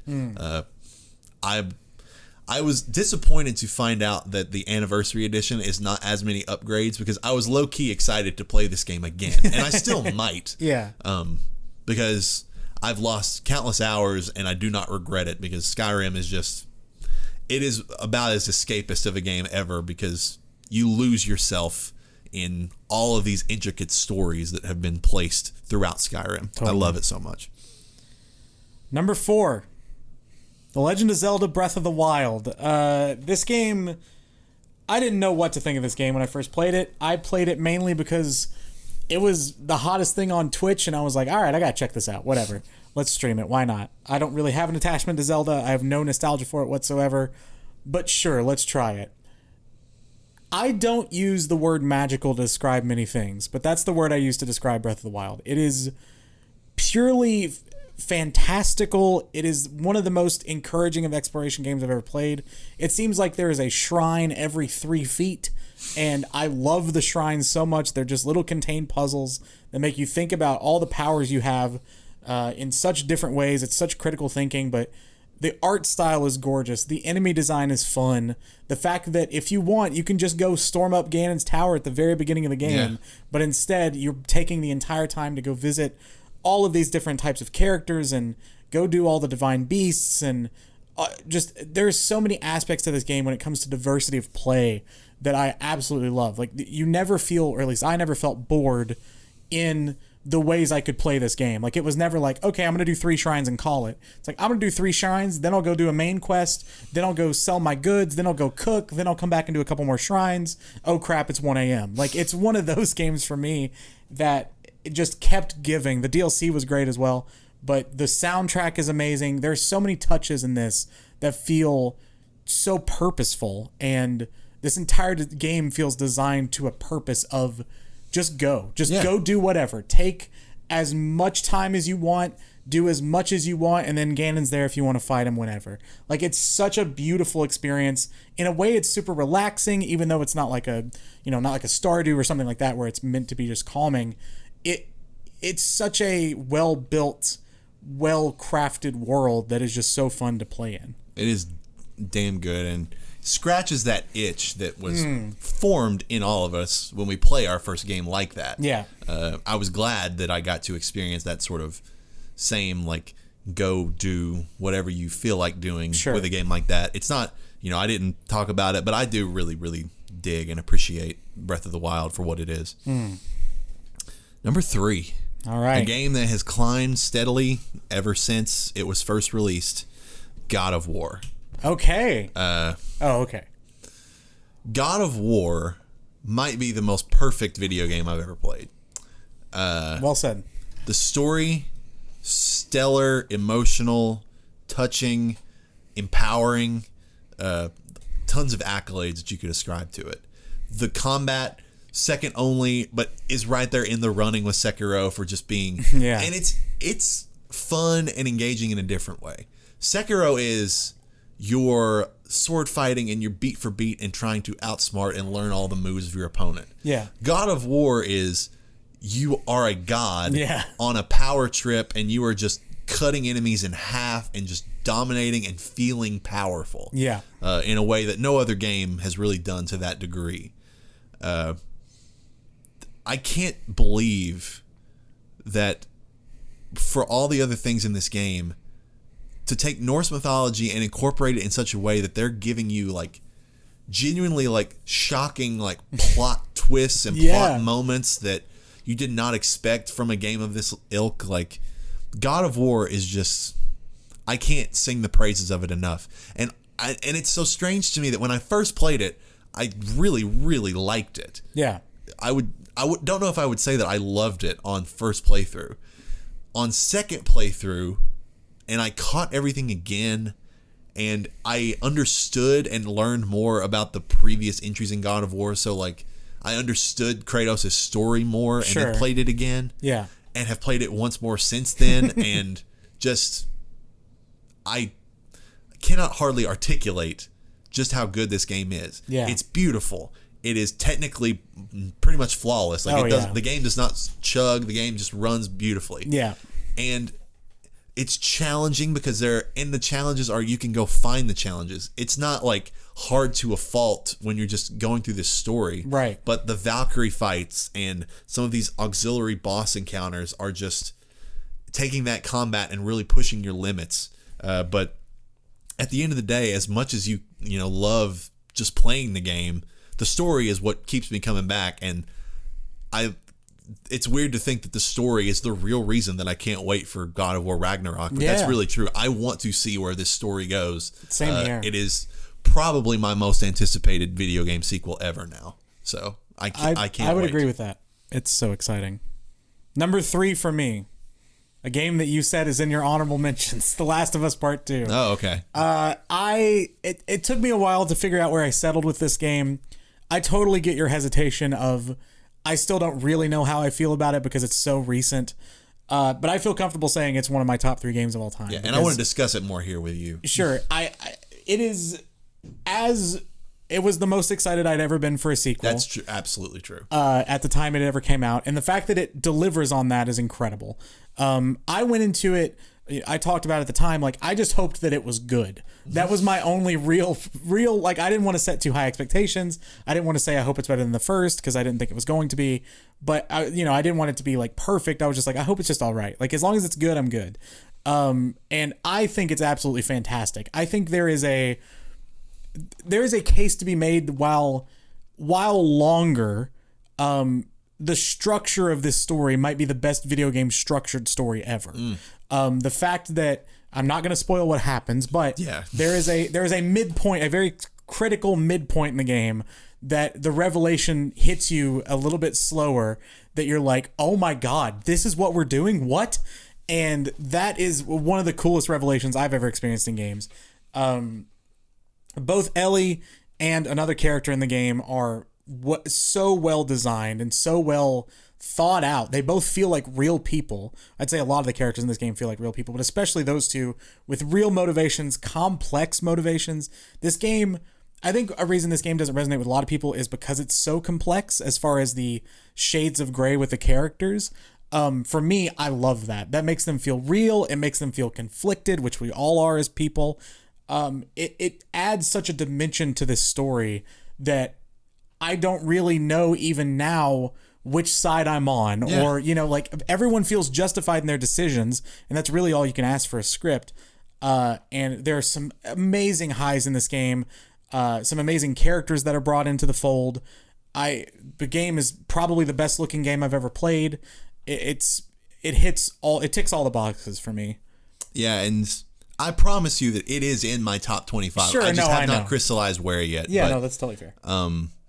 What was interesting to me going into The Last of Us Part 2 is once you start playing it and keep playing it and realize the departure that it is, which is not, you expect a relatively direct continuation of Joel and Ellie's story, which is not what you get. No. You get this new, somewhat subversive, it's not as if the characters that you love aren't still there in the game, and you get to, learn a lot of new revelations and different things about these characters. But the directions that it takes you is not what I expected from this game. No. It was jarring, but not in a bad way. No, that's all I could ask for, is that they don't do something formulaic. Yeah, which is weird because it's like I wanted more of the characters that I loved. Sure. But I took what they gave me and appreciated the hell out of it, and only have grown to appreciate it more. And I'm just waiting, and I will play it again. They've just, they patched it pretty recently to play in 60 frames. Yeah, I jumped into it and played through the first few hours. So I'll pick up at that point here pretty soon, and play through the game again to sort of finalize my thoughts. Sure. I can't see it not landing high. We'll see how high. Sure. But my number 2. Which reason that you could deduce at this point is Bloodborne. Yes. Bloodborne to me is, and I've sort of used this combination of words before when talking about Bloodborne, is like the most like foreboding, imposing, difficult, challenging, but at the same time rewarding, stimulating game maybe that I've ever played. Yeah. It also rides that line between horror and, action that, it's not a horror game explicitly, but you could argue that it's as scary as many horror games because the setting is just so, in your face, dark, gothic. You never know what's lurking around the next turn, but because it's a FromSoft game, that whatever's lurking around the next turn could kill you very easily. Yeah. There's no question in your mind that every next step you take in this game could be your last, and you're sent back to the beginning. The boss fights in Bloodborne are probably my favorite in the whole series. Father Gascoigne, to be specific, which a lot of people have, commented is that wall that once you overcome, you it clicks and you sort of understand the rest of the game. But that fight just in particular is sort of the Sekiro praise that I sung, which is you feel like it's a one-on-one, equal versus equal fight. That is Bloodborne's version of that, where it's hunter versus hunter. That character has like a tragic story that you could never uncover, or you could dig deep and find these little hidden things in the world and uncover his, background with his daughter and his family, like all this stuff. Yeah. And then just the story of the church versus the hunters, and the use of the blood, and why Old Yarnum is sequestered as its own little area, and going and uncovering all of this stuff is revelatory and punishing and dark, but it just keeps you coming back for more in a way that few other games have ever done. I want to play Bloodborne again right now. If they play, if literally I don't care that I don't have the platinum. The second that it gets patched at 60 frames, I'm playing it again. It's just almost. I mean, it's pretty perfect in my eyes. And you referenced the challenge dungeons, like the challenge dungeons don't offer much in terms of the story or anything else, but it's just more Bloodborne. Yeah, it's one more Once thing. You beat Bloodborne, there's like, I can just play more, and do more things and fight new enemies. And then there are bosses that are completely unique to the chalice dungeons. That's true too. You want to play more Bloodborne once you've beaten Bloodborne. And you still want to play more Bloodborne. Sitting here talking about it. My number 2 is God of War. This is a game we just talked about, obviously, but it to touch on everything that you already touched on, obviously. Also, just the story, one of the best video game stories I've ever experienced. Maybe the most video game characters in one game that I truly care about and connected with. Like the fact that they make in most games would just be a merchant. They make Brock and Sindri real characters that have like an ongoing storyline. The world is such a cool mix of like fantasy and mythology, and it's just such a vision of their own doing. I've never seen a world exactly like the Norse world of God of War.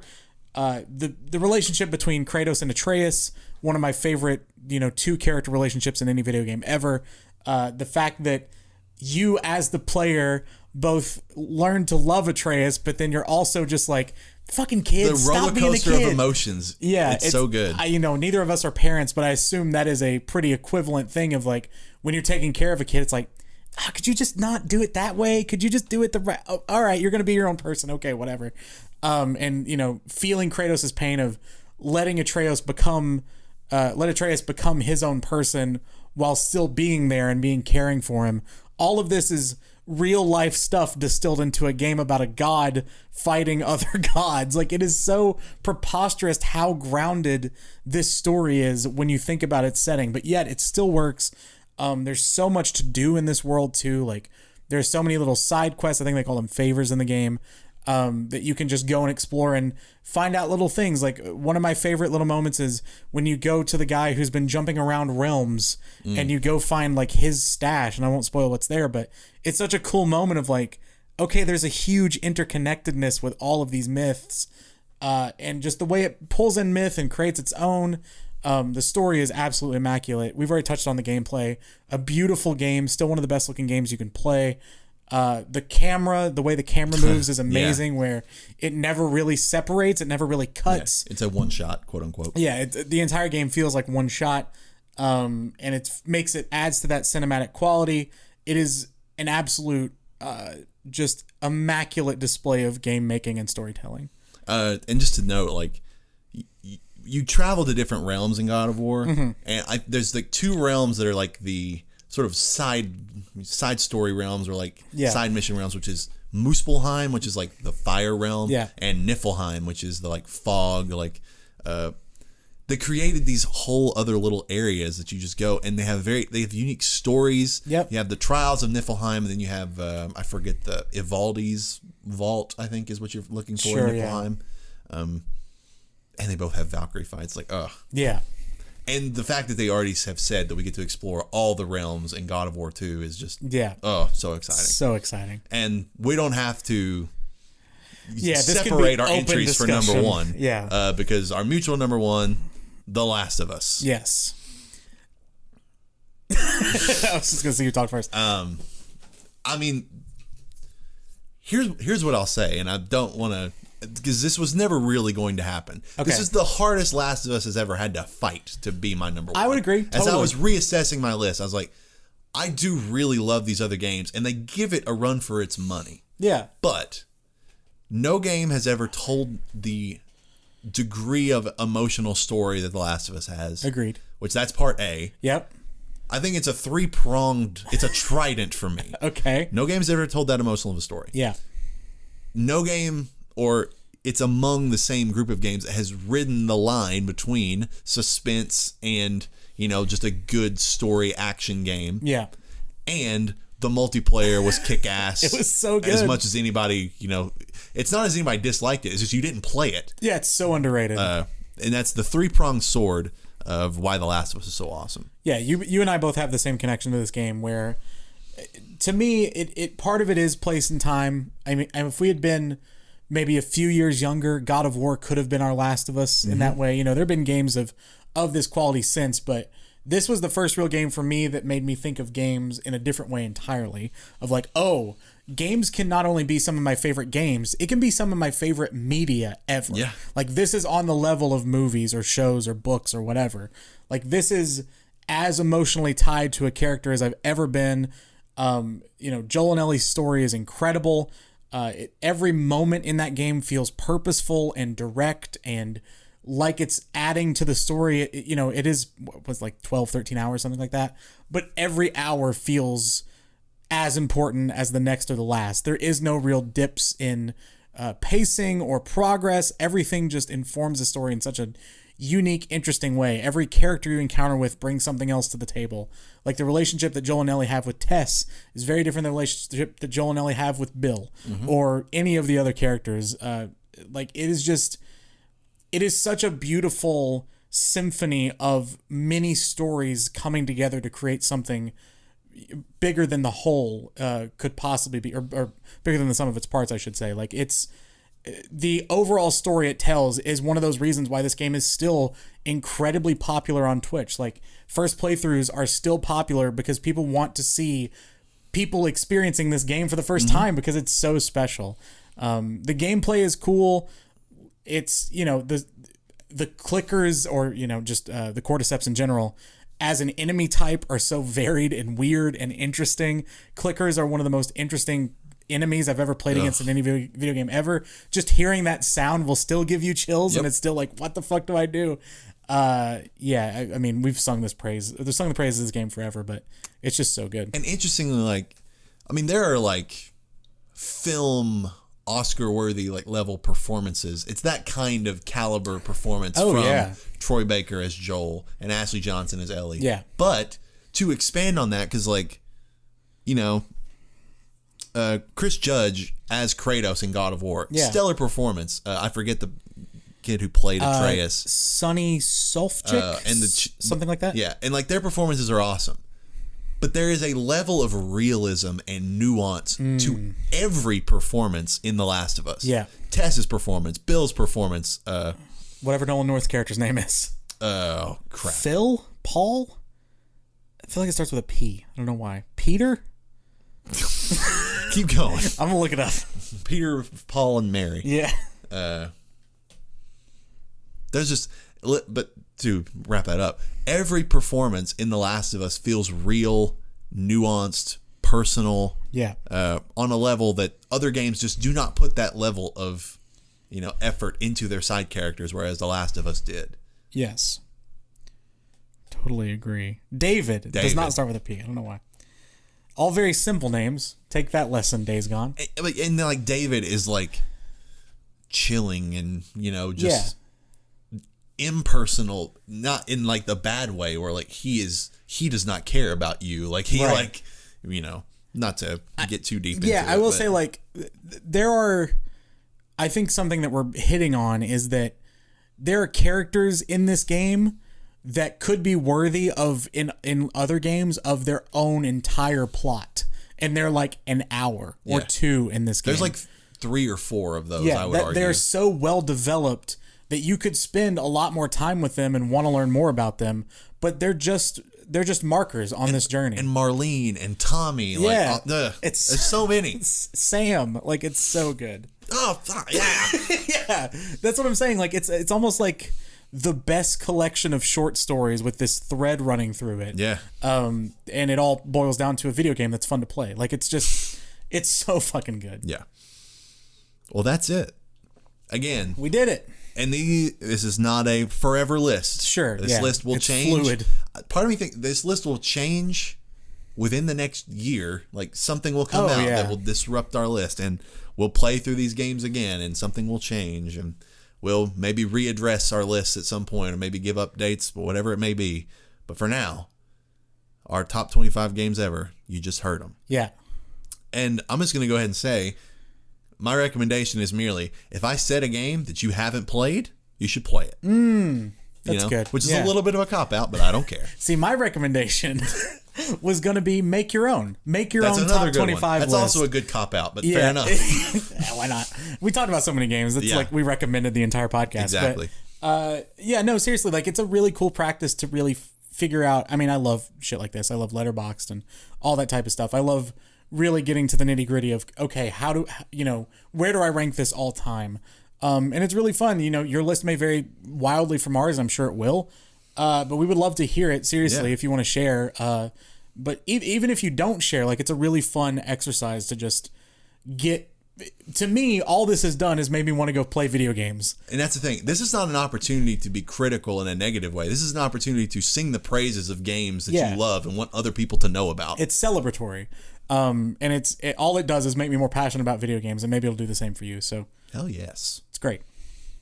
And on that note, we're back to run-of-the-mill episode 26, whatever, next week. Nothing special for you, episode 26. We'll get back around to 50. We'll do some. We won't do our top 50 games of all time. That'd be a lot. 8 hours. That'd be a lot. And you'd be a lot of the same things we just talked about. So. Very true. But we'll be back at you next week. Until then, we're tapping out.